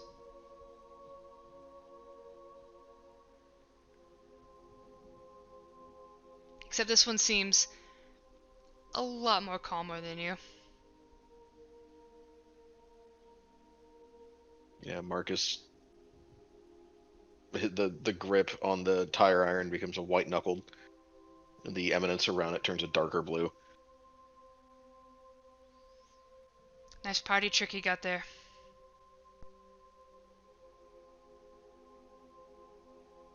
Oh, are you gonna bite me? I got bigger plans for you. Oh, is it send more assholes to come kill me? Because that hasn't worked out for you so far. Oh no. No, made sure to bring you here. Swap places. We run out of food. If I go to your Controit, then I can just start over. Do the same thing, but here. Oh, is that what you think? Yeah. But I also The, don't think that I asked your opinion. Now did I? You know what? I changed my mind. I am gonna answer your earlier question just so you know what it is you're up against if you go there. You think I'm the head honcho? No. No, I'm small fry compared to what's out there. Just the people I run with. I'll stomp your ass into the dirt so fast. But by all means, you want to try? I mean, you get through me. If I, at the bottom of my totem pole, was able to do this to your little shitty organization, if you get through me, sure, you've earned a shot. I think I know you better than anyone here. Did you even look at the faces of the people that you were killing? These thralls? You take a glance. Do it now, don't worry. I want to do this right. I won't give a pot shot. He just crosses his arms, waiting. Marcus looks away. The thralls that were being put in front of all these attacks, you notice the first face, the feminine face, was really familiar, and you realize it's the real Ivory in this timeline. She was taken over and turned. The second one, a man, you see Kevin, soulless, just dead on the floor, another useless thrall. The bigger guy, it was obviously Joe, shook the ground as he fell, but you weren't paying attention to any of the features. You were just you were gunning straight forward, as you always do. And the last one was Everard. But then as you look, the 5 that attacked you, more familiar faces: Silas, Cassandra, anyone that you can think of, these faces that you were used to, these faces you went to see every day, that got familiar with, they're all just bloody heaps on the floor. It turned and then taken down. Marcus will wait for you to turn back, or at least show any kind of recognition that you understand who these people are, and he'll kind of chuckle.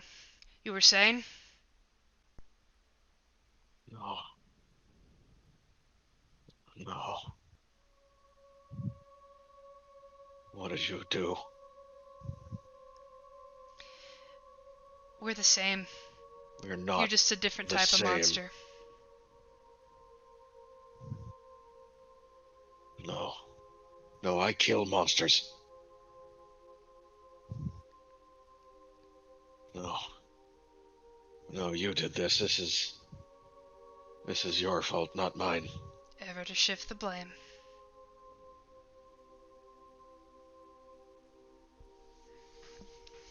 He looks like he's getting an arm ready.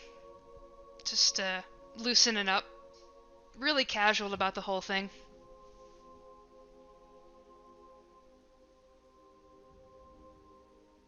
No.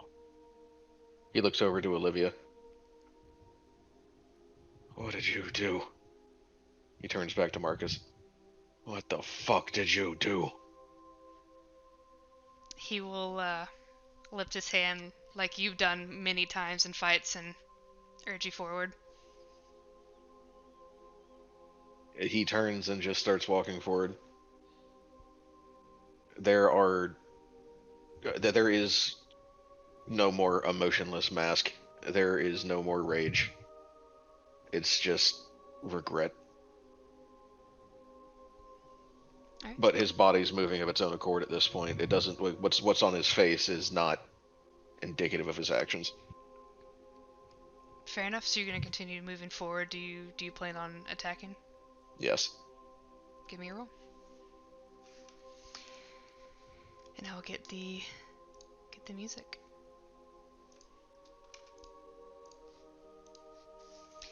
The moment that you show any kind of inkling that you're going to attack, the smirk that you've flashed people so many times before rises on his face. And before you move to attack, he just kind of chuckles and says, "It's like looking in an ugly mirror." And the fight begins. All right. Marcus rolled a 22. Beautiful.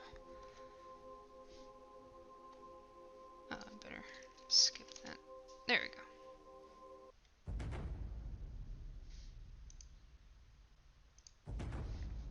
All right, let me get his sheet out. Here we go.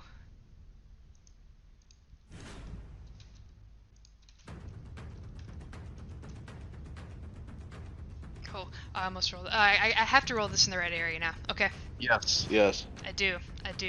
All right. Oh. We're gonna spin fuck. We're gonna spin the resolve on that one. Oh fuck. Shit, not much better. It's fine. 22, you said? Mm-hmm. What's wrong? I know what that stat block is. That's what's wrong.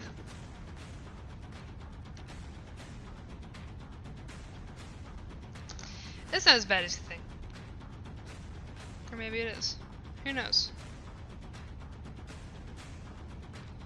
It's not as bad as you think. It's worse.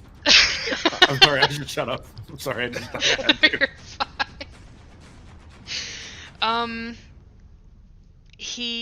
Okay. Yeah.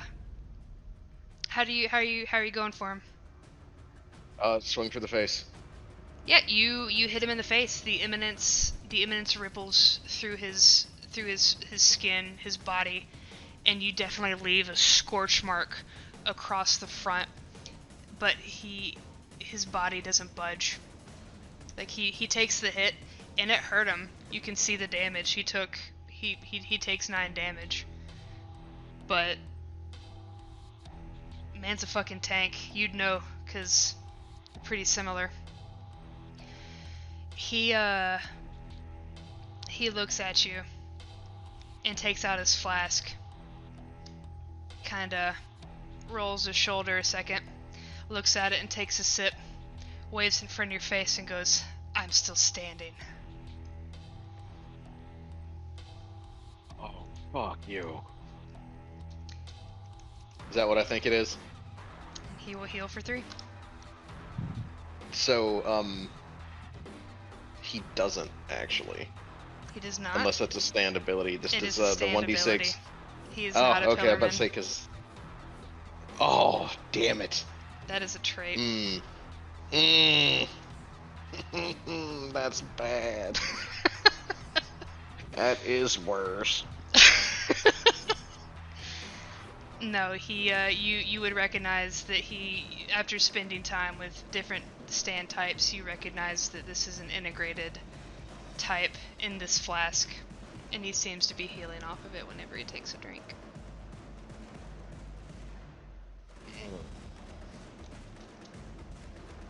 Wait, integrated or bound? Sorry, bound. Okay. Alright, my still stands. Yeah.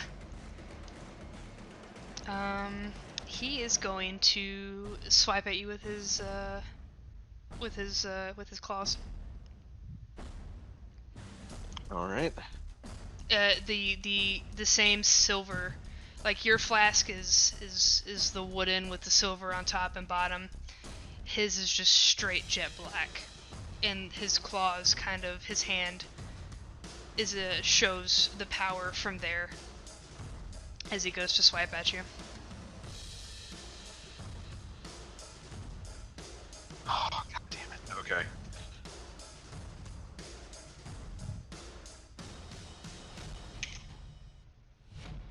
I don't know, man. You've got some pretty consistent high rolls. That's not bad. 24. Mm-hmm. So he takes 10 as he staggers back and wipes at his mouth, and he just hisses almost in content. Not bad. But he seems to have plenty of fight left for you, and at the end of this turn, he takes a swig.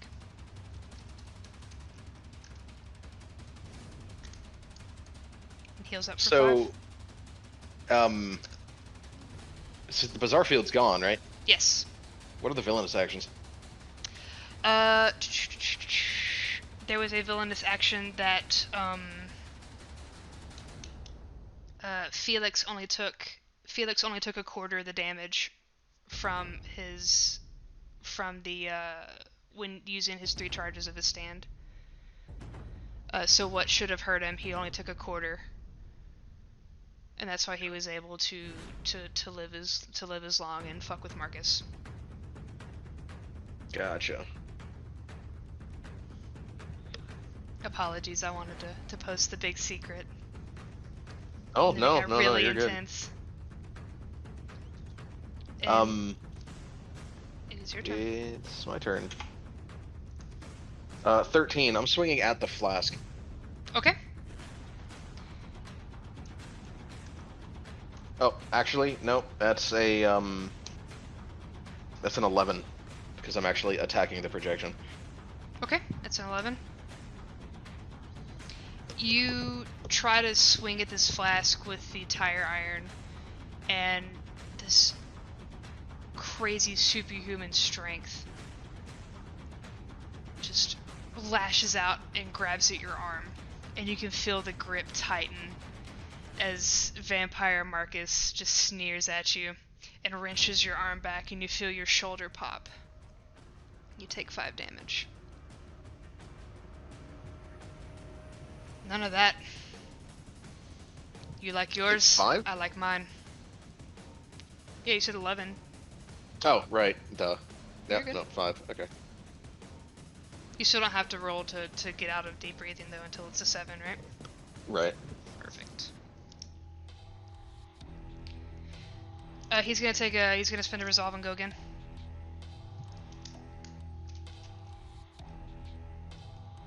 I don't think he has to spend a resolve. That was my attack. Oh shit, you're right. Sorry. So yeah, he won't spend a resolve, and it is his turn. If you are finished with yours. I am actually going to spend a resolve and heal myself. Fair enough.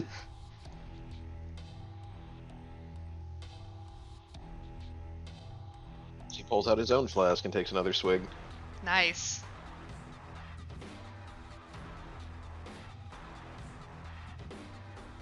Alright, that's me. He will move to attack you again.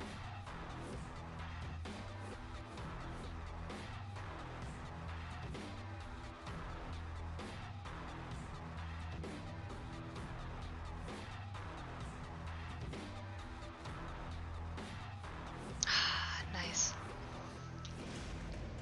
He tries to go for your own flask as you quickly down a bit just to heal, and as your arm's coming down, he tries to swipe at it, but it jostles against it, and some of the ale inside drips onto his hand and starts to sizzle, and he recoils and kind of he doesn't growl, he doesn't make a sound, but he flinches and kind of rubs his hand for a second. Oh, what's wrong? The drink getting to you? Shame. Real shame. I know, I should probably take a sip of my own. And he will roll to heal. After all, still standing. And you heal for 3.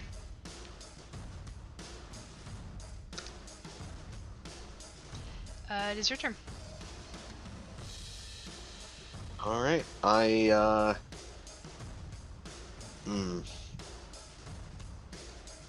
Fuck, I know those things are durable. But damn it, hitting the flask would make sense. Fuck, I'm just gonna swing on him again. Okay, him or the flask? It's gonna be him. Okay. 18.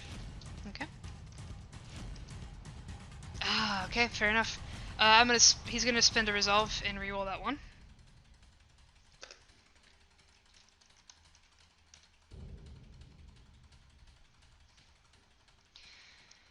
And we will escalate. Alright. I mean, probably not the smartest move, but it is what it is.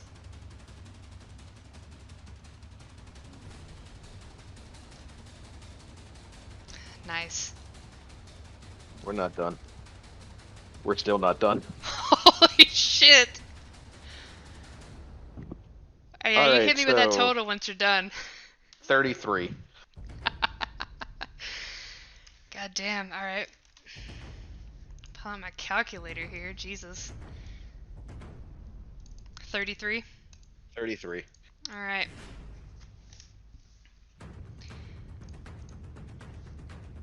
We will say he takes 9 as... How are you coming at him? Well, I guess after he saw the little bit of alcohol burn his wrist, he goes, "Oh, here, have some more," and he just splashes a little bit on him before swinging. Yeah, it completely starts to cover his arm, and you can see the skin and the muscle and the sinew and everything just start to fizzle away in just this caustic goop that drops off of his arm, and you see down to the bone, and he growls and grips his arm and rips it off so that the Eminence doesn't travel any further. And he kind of looks at you and shakes his head. Not bad. And he kind of wiggles his arm, and you can see the rest of the blue Eminence just fade away. And once it's out of the body part, he spins a resolve to attach it back and halves the damage that he would have taken. Okay. He will Go for your leg next time. We'll see if you're still standing after that. He just chuckles. We're more alike than you think. And I actually lost the turn order. I think it's... Yeah, because you took your turn to heal and I swung on him, so it's your go. Yeah, he will secondary action to heal, and he kind of holds his reattached finger up, and like, oh, takes a sip, heals back up for 3, wipes his mouth, better, thank you, and then goes to swing at you. The same black tinged fist just moves to try and clock you in the jaw. Alright. Still comes up a little short. He connects with your jaw, but after taking a recent sip and just having the Eminence flowing off of you from that recent attack, it just burns his hand and he recoils. Fuck. What was this you were saying about us being the same? And it is your turn.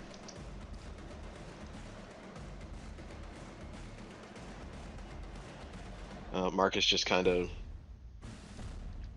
shrugs a little bit and yawns. You gonna start trying anytime soon, or...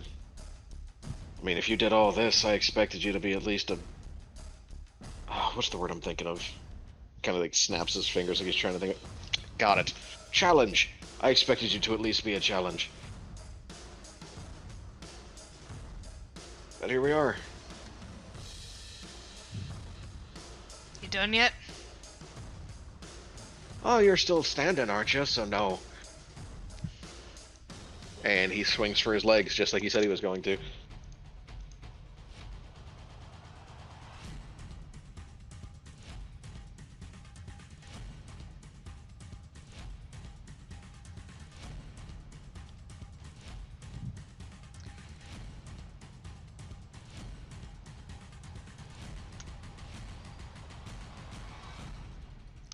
He's going to splint a pot point.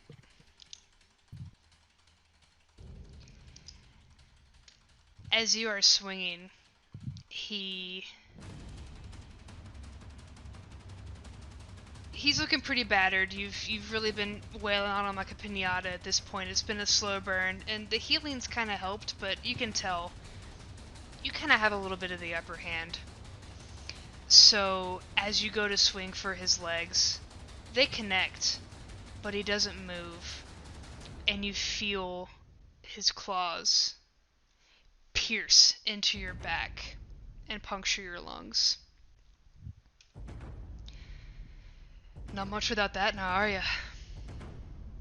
You are no longer allowed to use Eminence. Oh, fuck. Sorry, let me respond in clay. Oh, fuck. He lets go, and you take no damage, physically, but you are struggling to breathe.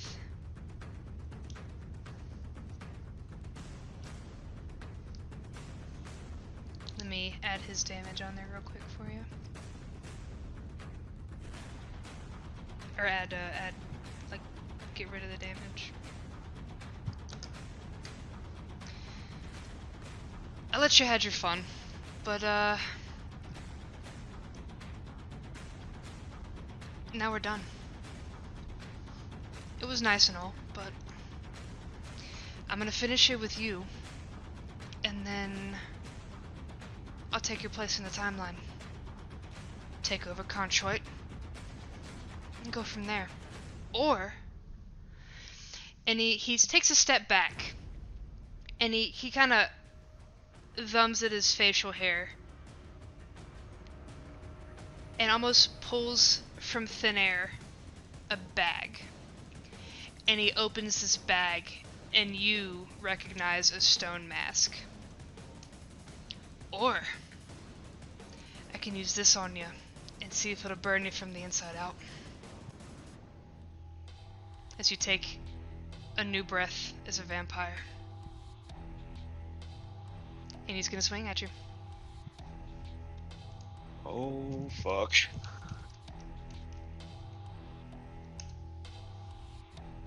Oh, no. These gifts, I'm sorry. I shouldn't have looked.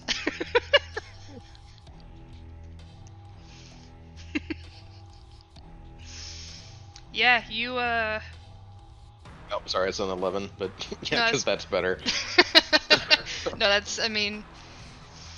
Yeah, he goes to swipe at you, and you feel his claws just rake up your body, and you already have, like, a couple of marks from where Felix had gotten you, but this is completely different. It's almost, like, it hurts.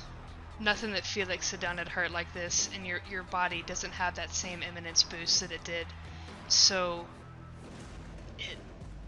it leaves you reeling, and you take that damage. I'm spending a resolve to only take 3. Perfect. He'll bend down and look at you. Doing all right? Not like me at all. Enlighten me. Not in the slightest. I never fought people that weren't at full strength.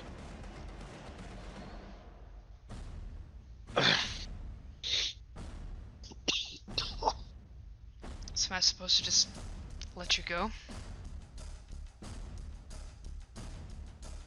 I got something that No. can fix that little problem he got going on there. And he kind of wiggles the mask in his hands. Yeah? Yeah. Oh, sorry, 1 second. Can I see it? I'll take it. No, I'm not an idiot. What can I do now? Look what you've done. And he motions all around him. Look at all the people you've killed. You've killed everyone that's better than I am. I'm back to what I was. At the beginning. I can't win. No, If you're me, you you're know right that about that. hopelessness. If you're me, you remember that hopelessness. Although in your timeline, Felix here made you stronger. So yeah. Just let me be the one to do it. And he holds his hand out for the mask. I'll put it on. You can watch me. I'm not gonna run. I can't now. Please.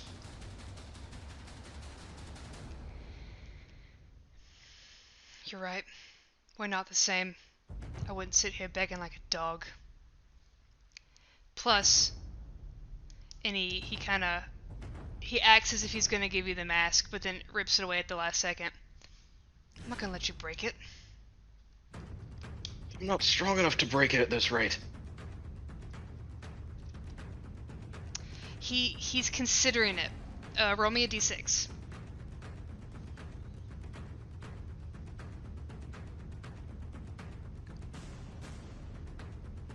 After a couple I of can seconds barely stand. of looking at you and appraising you and watching the blood trickle down your back as the wounds to your lungs just continue to seep. And he cracks a wry smile, takes a sip of his own flask. He's gonna heal up real quick, because he's still standing and you're not. He's gonna heal for 2. And he will hand you the mask. Marcus looks down at it, looks back up at Vampire Marcus, and looks back down at it. There's tears in his eyes as he turns it over. He's looking at the back of it now, and You can feel it, like the power just reverberating inside of it. It's alive. It's calling to you. It's ready, as if, like the Marcus in front of you, it's been waiting for you. And Marcus holds it in one hand and does the whole thing that other Marcus did earlier. He holds out his finger to indicate 1 second. And he pulls his flask out and looks at it and sighs and unscrews the cap and just goes, "One for the road." And he pours the rest of the Eminence infused whiskey onto the mask, draining it. Because he can't use Eminence anymore, but it's still in that flask. Oh my god! And down to the last drop, pours it onto the stone mask. Holy shit! Sorry, give me a second.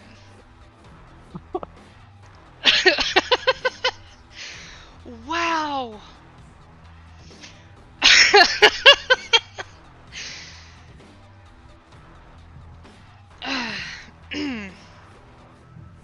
The Marcus,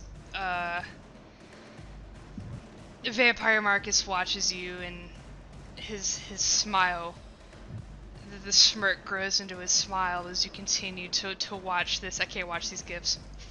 As you continue to watch and just inspect this mask in front of you. But the moment that you grab your flask, his face falls a little bit as he realizes the mistake that he's made. The error, the folly in this egregious error. And the mask starts to shake. And he quickly picks it up. His fingers are burning. He's taking damage as he's trying to figure out how to fix this artifact. And it's slowly melting in his fingers as the last of the Eminence in your flask washes over it and just dribbles to the floor. It's this condensed pile of sludge as it just seeps through his fingers, and for a moment you see the complete and utter distraught on his face when he realizes that this was his empire. You completely destroyed any chances he had of rebuilding. You completely annihilated that, and that distraught seeps away, and you see the cool, calm, collected Marcus. But then his eye twitches, and you recognize it immediately because you do the same thing.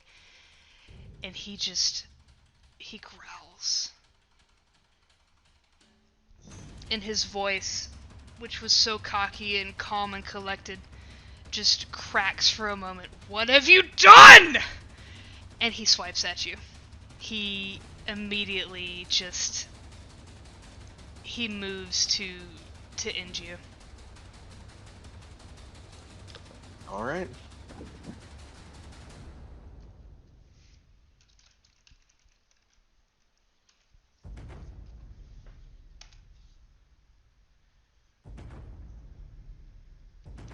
I'll take it. How much HP do you have left? 13.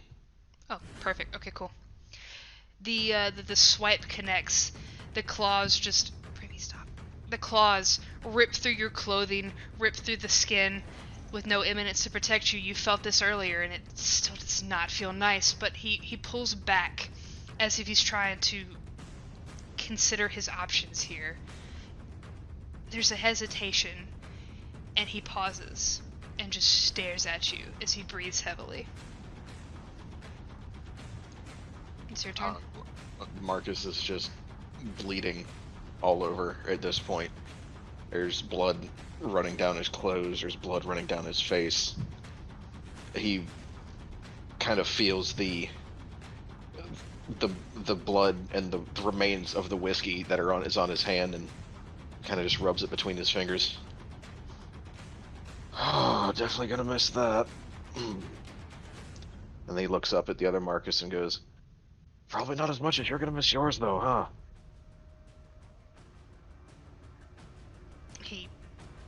He doesn't understand. He looks around as if... What do you mean? I would like to spend a plot point to say that when he swung at me, I grabbed his flask. It absolutely happens. He looks... It was right here in his hand. He knew it was right here. It's either in the flask, the holster on his side, or in his hand. But it's not there anymore. It's in yours. And his face pales. What do you do? He just... Marcus grins and kind of shudders and does his best to get to his knees. And he just goes, "Let's see who's standing now," and takes a swig. What? What happens? Okay. You asked what happens? Oh. I need to know how much resolve I need to roll to not kill myself if this doesn't do what I want it to. What are you trying to do?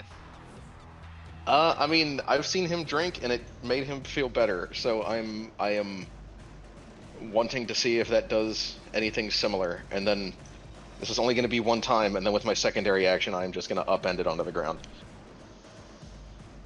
Like, I'll take a quick sip, and then just dump the rest out. Okay. You take a sip.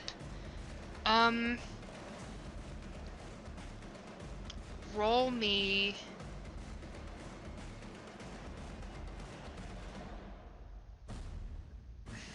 Roll me a d6.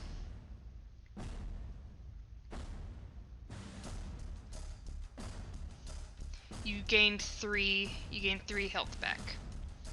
Because it's the strangest thing as you hold this flask, because it feels like it's calling to you. Something about this feels right as you hold it in your hand, but you know that you're not the Marcus it's for.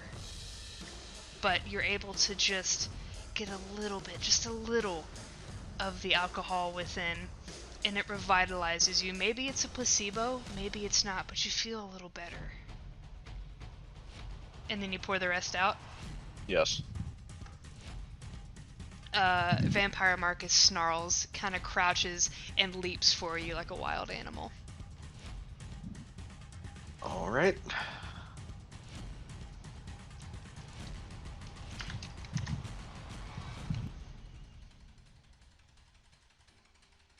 Hey, Sam. Yes. This stand is bound to the flask, correct? Correct. What's the stats? Because I'm gonna attack. I'm gonna block with it. Roll a 3d6.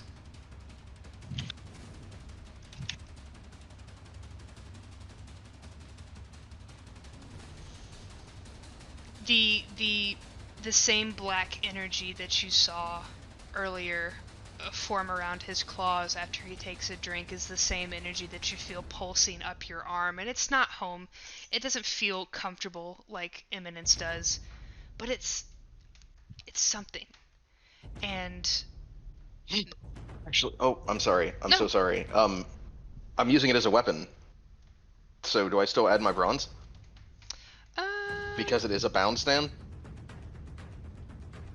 Sure. In that case, it's a 16. And that is one. So this black energy washes across your arm and goes all the way up like your Eminence does, but it doesn't feel familiar. It's not home. It's not Eminence. But it'll do in a pinch. And you block the oncoming slash from Feral Marcus, and it stops right here, and you push away. And with this left arm, you've batted away his hand, and with your right, you follow up with a punch and just get him square in the jaw. It doesn't move, but you see his eyes burn with an intense hatred because he knows what you've done. He doesn't understand why it works, but he's not about to ask. The roles have reversed, and where he was calm and collected, now you seem to have the upper hand, and he has gone completely feral. He'll take a damage. His hand reflexively goes to his side as if he's gonna heal, and that just stokes the fire even more because it's not in his hand. As soon as he goes for it, Marcus just kind of flicks the empty flask, and you can just hear the empty ting ting just as he hits it. Oh, sorry, bud, you're fresh out. It's your turn. I'm gonna swing on him holding the flask in my hand. You can roll a 3d6 for an attack. All right. With the energy from the flask. Is that with bronze, or is that just flat? That is flat. Okay. And any applicable traits that you might have. Okay, in which case that's a 12. Okay.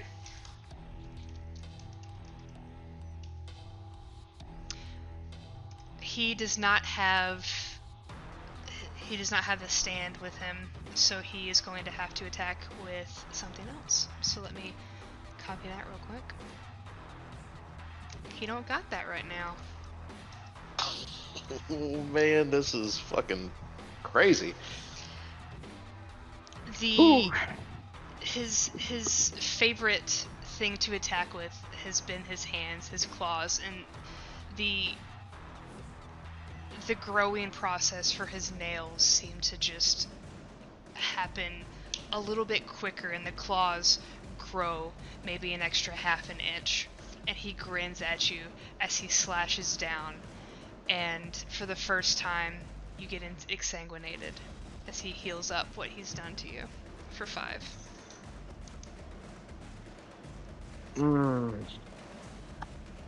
I'm gonna spend a resolve. Okay. So it matches. Oh, Or well, I mean, I spend a resolve so I don't take 5. I mean, you still Okay. beat me by 5, so I guess you still heal. All right. It is your turn. You are starting to feel a little woozy. A little bit. Like drunk woozy, or I'm losing blood woozy. Blood loss. It's Okay. really starting to you're starting to feel it.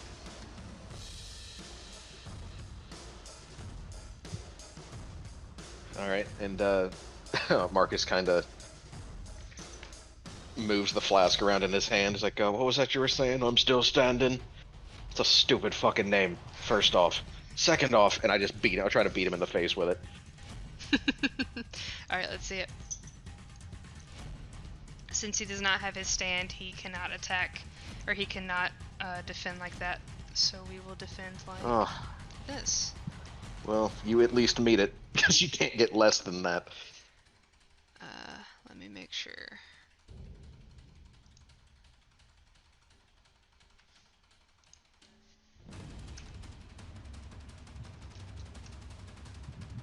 My bad. But yeah, no, I would. Okay, yeah, he withstands the attack, but he is not able to do it in a manner that hurts you. All right. He doubles down and is able to bat away your arm. The control that he's having on his actions is starting to slip, though. Okay. And it is his turn, so he will do the same thing.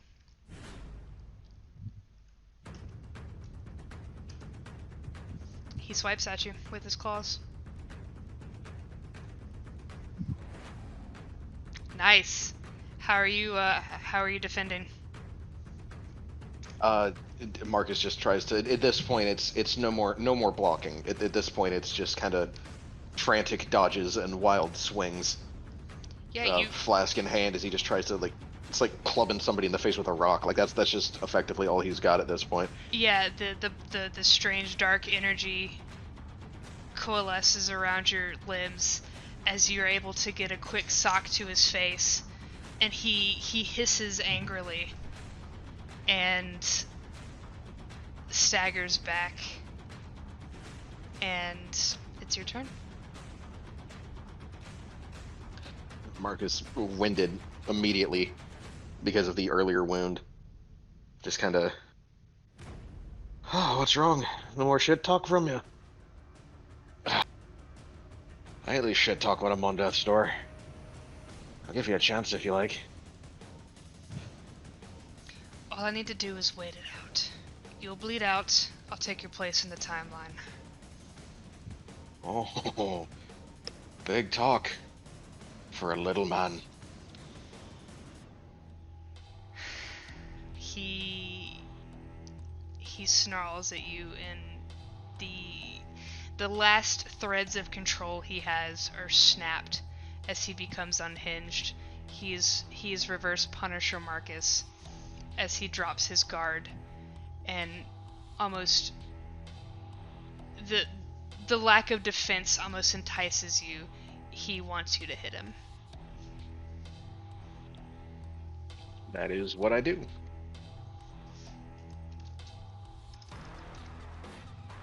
Oh no! Oh no! Oh no! How much resolve you got over there, buddy?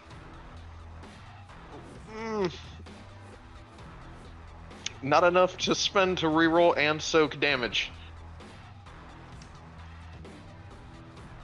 That's what you're working with. I'm gonna soak. Okay, so I spend my last resolve to reduce that by 5. Okay. It's just not good. You take the damage, but Marcus is unrelenting as he just continues to try and gain whatever advantage that he can. You go to attack him, and it bounces off as the feral rage is evident across his eyes. You wanted a monster, you get one. He breathes heavily, and he takes a step back, and you're not sure what he's doing at first until he crouches down, because he crouches down and then goes to leap at you from above. You've been able to defend him a couple of times from here. He's trying the new tactic. All right. He's coming at you again. However, as the fight progresses, you're noticing that he's not hitting as hard. The things, especially with this hit, you'll find it doesn't hurt as much.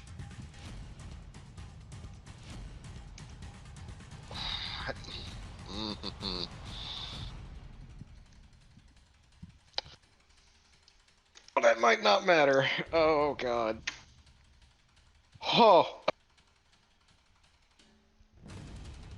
Okay. He comes at you from above, and you're quick to think. You take the flask and almost just move it a little bit to catch a glint of moonlight, and it's just enough of a flash to take his eyes away for just a second. You catch him by the wrist and you throw him into a church pew. He staggers. He tries to stagger back to his feet, but it's clear that was a little heft of damage. You realize there's a little flicker of Eminence on your hand.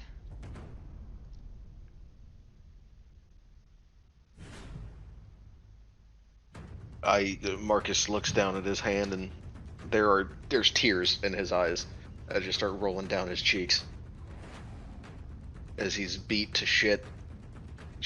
His body is just ruined at this point. He's barely able to move. His blood everywhere, and he just kind of closes his eyes, blinks away the tears, and takes a shuddering deep breath. Roll a Can d6. I go into? Okay.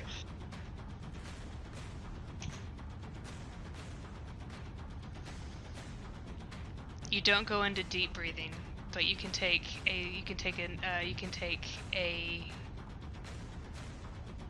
another what's the word? Secondary action to try again. That is exactly what I'm gonna do.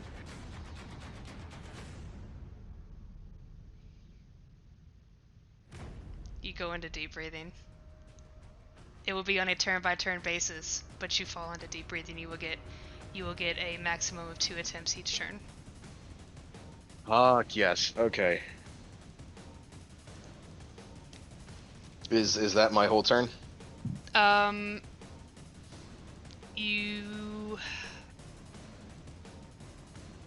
go ahead and attack. Give me an attack. Can I heal instead? Because I'm at 4. I would really like to heal instead. You can heal, yes. It will take up your whole action. Perfect.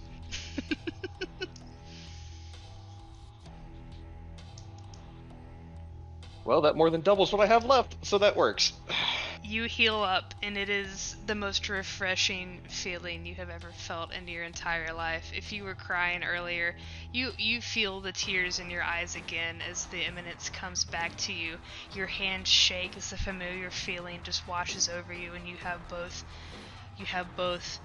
the black flask in your hand and the wooden flask that was given to you oh so many years ago, and both are just brimming with power. And Vampire Marcus staggers to his feet, hissing.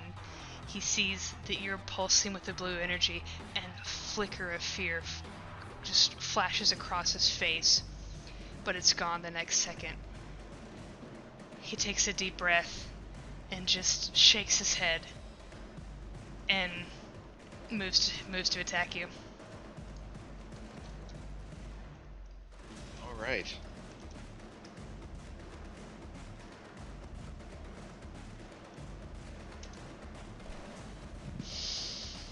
You can roll with your Eminence.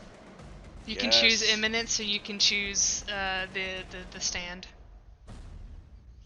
All right. He tucks his own flask away and reaches down to pick the pipe back up right as this guy charges him. Mm-hmm. I debated on using the flask as a weapon, but actually,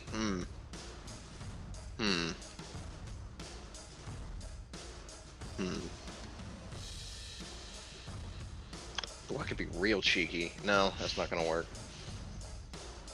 It might. Bound What? stands are considered to be whoever's holding them, correct? Or are they bound to someone as well as an object? That I'm not sure, but since you are the same person, we're dealing with some shaky nonsense here narratively. Okay, I'm using his flask as my Hamon weapon.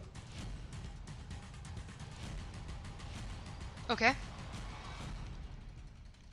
Oh! Yep.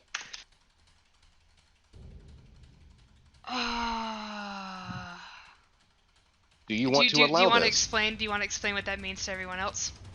Yeah, that means so if you use a stand as your Hamon weapon, you get to add your bronze score to your stand attack. So he would be rolling a 3d6 plus... 12. Yeah. Because it's versus vampire.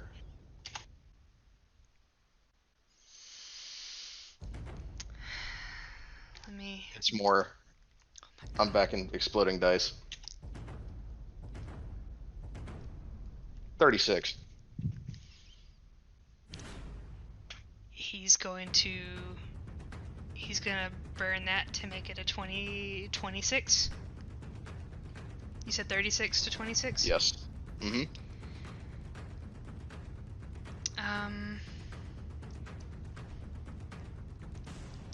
Yeah, he burns to resolve. How are you coming at him? He's coming at you. How are you defending? I mean, it's still just panicked dodges. Like, I don't want to get hit by that again, so he's just throwing himself out of the way, and then every return shot, there's no finesse to it.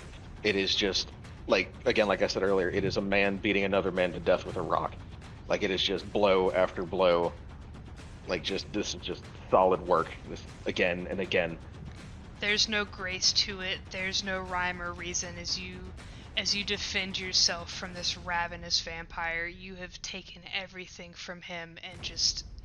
You watched what little life that he did have just fade from his eyes when you destroyed that mask. So at this point you are fighting a shelled husk of broken possibilities, broken dreams of what this Marcus wanted, and you are just struggling to keep yourself up. You're not sure how long this Eminence is going to last as you hold this flask and channel your Eminence through it using both this power and your own. Between these two together, you manage to swipe out from under and just give him... You beat this man in the side of the head. You beat yourself. It is a surreal moment as you deck the shit out of your ugly reflection, and he hits the floor. It does not look like he is going to be able to get back up. His limbs are shaking, he tries to pull himself to his knees, but it's a struggle.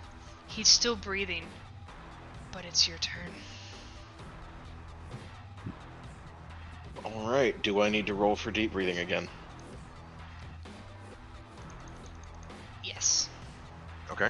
1d6 you said? Yes. It starts to flicker. You get one more roll. You stay in. Jesus. It flickers. It almost escapes you, but you're able to just get one last shuddering breath, and that air is enough. The circulation, the connection to life, the life that you are barely hanging on to in this fight by the skin of your teeth. The connection is still there, and you stay within deep breathing. Alright, he's still, even though he's, temporarily healed himself, he's still got punctured lungs, he's still wounded, he's still bleeding. He staggers when he drops Vampire Marcus to the ground and kind of falls to his knees next to the body. He's still up, right? Or he's still... Yes, he's still alive. Well, Alright. alive. Quote unquote, yeah. He takes the flask and tries to hit him in the face one more time before his strength gives out. His breathing doesn't, but just his physical strength gives out, and he his falls body over. Is broken and tired.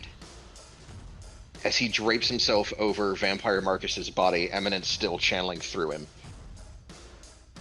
But the resolve, he has no resolve left. He gets one attempt at a shot before just falling on top of him. Yeah.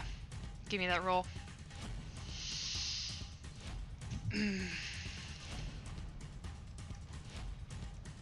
18. Ah! You fall on top of Marcus, and you can feel his arms and body shake. The weight of you and the weight of having to withstand the burning of his flesh as his Eminence channels through you is too much to bear, and you feel the elbows buckle as his chest hits the ground, his skin searing, and for the first time, you hear yourself scream. But it's not you, it's him. How do you finish him off? Do you stay there? He stays there and just matches him. Like, whereas Vampire Marcus was a scream of pain, Marcus is a scream of victory. Just a feral roar as he realizes that it's there, it's over. It is finally over. Both of your screams echo through the hollow cavern of this dilapidated cathedral. You're not sure who ended first, but as the echo hits you, you realize that you're the only one screaming now. He's gone. He's a puddle beneath you. You feel the energy die out of the flask that you're holding, the black flask, and all that's left now is your flask, her flask, and it's over.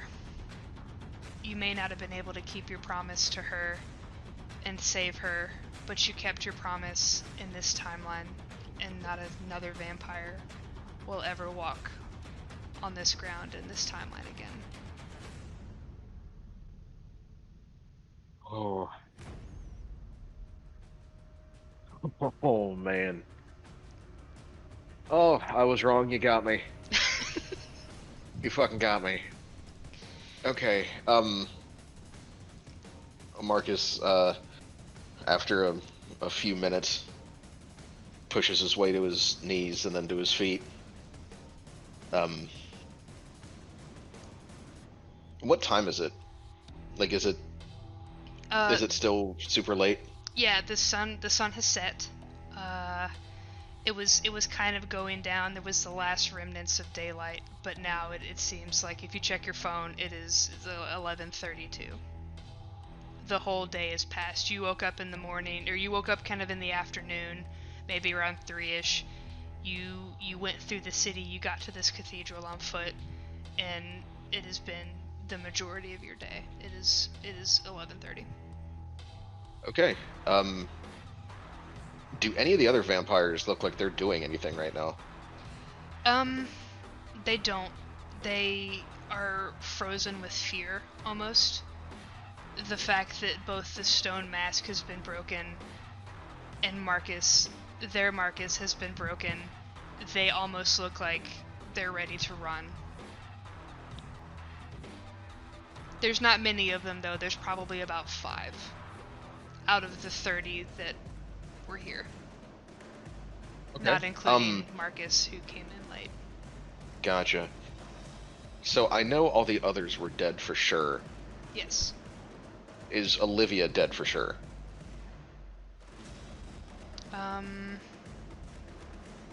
Last you saw, she was unconscious, and then the kneecap was busted. He looks over there to see if she's still, like, see if she's moved or if she's still unconscious. There looks to be a slight rise and fall of her chest. All right. He, Marcus gets up and limps over to her and kind of takes a knee and kind of just pats her cheek. Wake up. Wake up. After a little bit of coaxing, a little bit of cheek patting, she wakes up and her eyes immediately shoot open when she recognizes that it's not a friend that just did this. Well, I lied to you. I told you I was only gonna ask you once more. I'ma do it again. Do you want to leave? She slowly sits up and tries to move her leg, but it is just mangled from the baseball bat earlier. And she looks back up at you. What are you gonna do?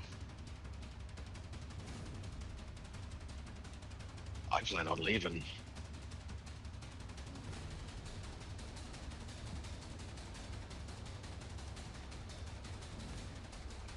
He touches.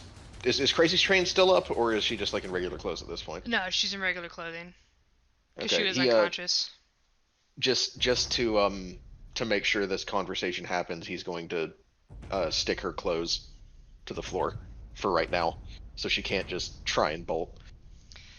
Even if she could have run with the absolutely mangled leg, she definitely can't now, stuck to the ground. There's a little bit of a panic as she realizes that she can't move, and as she turns and looks around, she realizes that everyone's dead, just about at least. She looks at you with the same amount of defiance and shakes her head. I never run. Well, I mean, not in that, you know what I mean. Yeah, I do.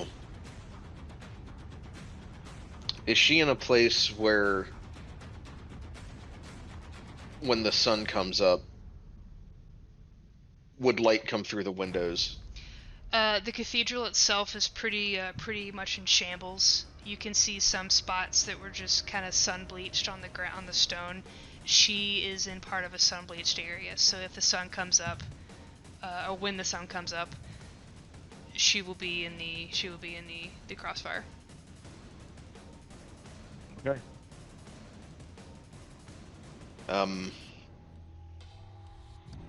Marcus stands up and he looks down at her and he says, If you change your mind, if you decide to do better by yourself, then you'll be able to move before it's too late.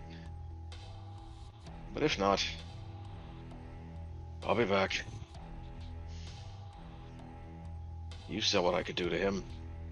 It won't be difficult. I don't want to do it. But I'll be back.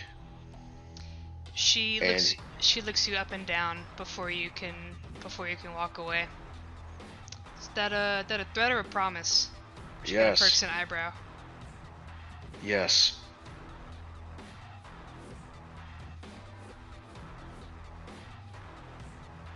and he turns to walk away. Nothing. He leaves her stuck. Yeah, nothing in this cathedral is going to even attempt to chase you, or stop you, or whatever. Do you try to leave? After reaching down and picking up the Felix torso, he just goes, "We got a promise to keep," and then he goes to leave. Okay. And then he would, if allowed to leave, he would head to the location that he was given by the refugees earlier, with Felix in tow. You drag this broken-ass carcass, this de-legged monstrosity, with you as you try to start crossing through Controit, the other side, to get there. But you're not gonna make it in time before the sun comes up. So as the first winks of daylight start to peek over the horizon,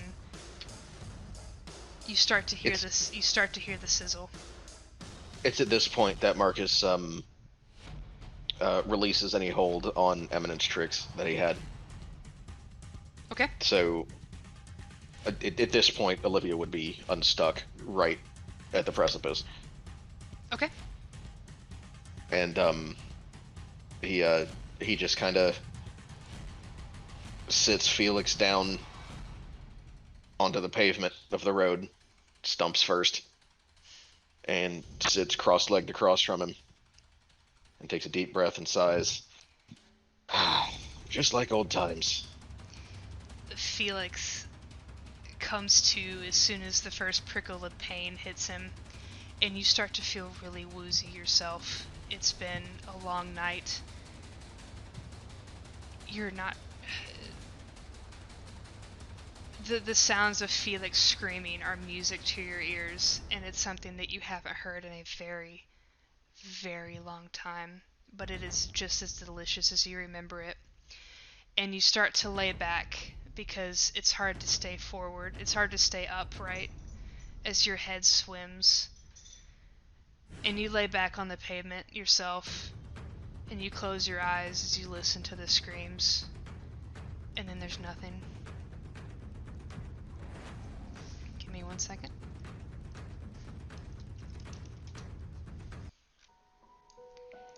You wake up. Like I mentioned, you are in your apartment. Everything is fine. It's a cold sweat that grips you, and you shoot up in your bed, just breathing heavily, your hands on your chest. Everything about this, it was completely jarring as you come to your senses and look around your room.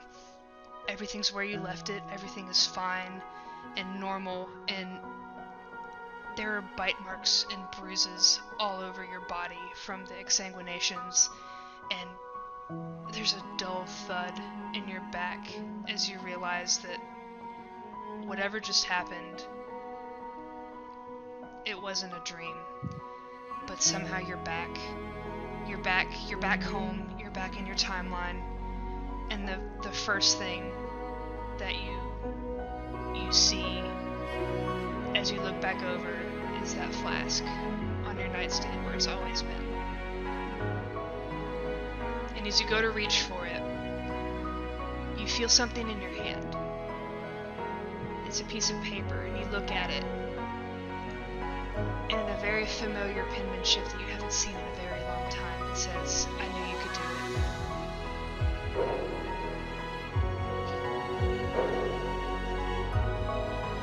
it." There's a buzzing on the nightstand beside the flask.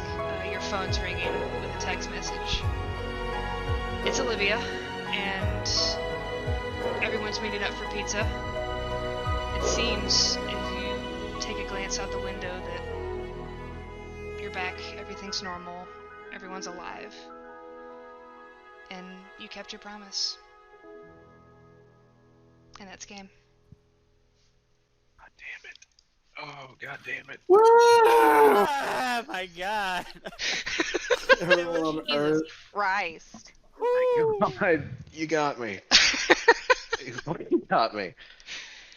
Well done.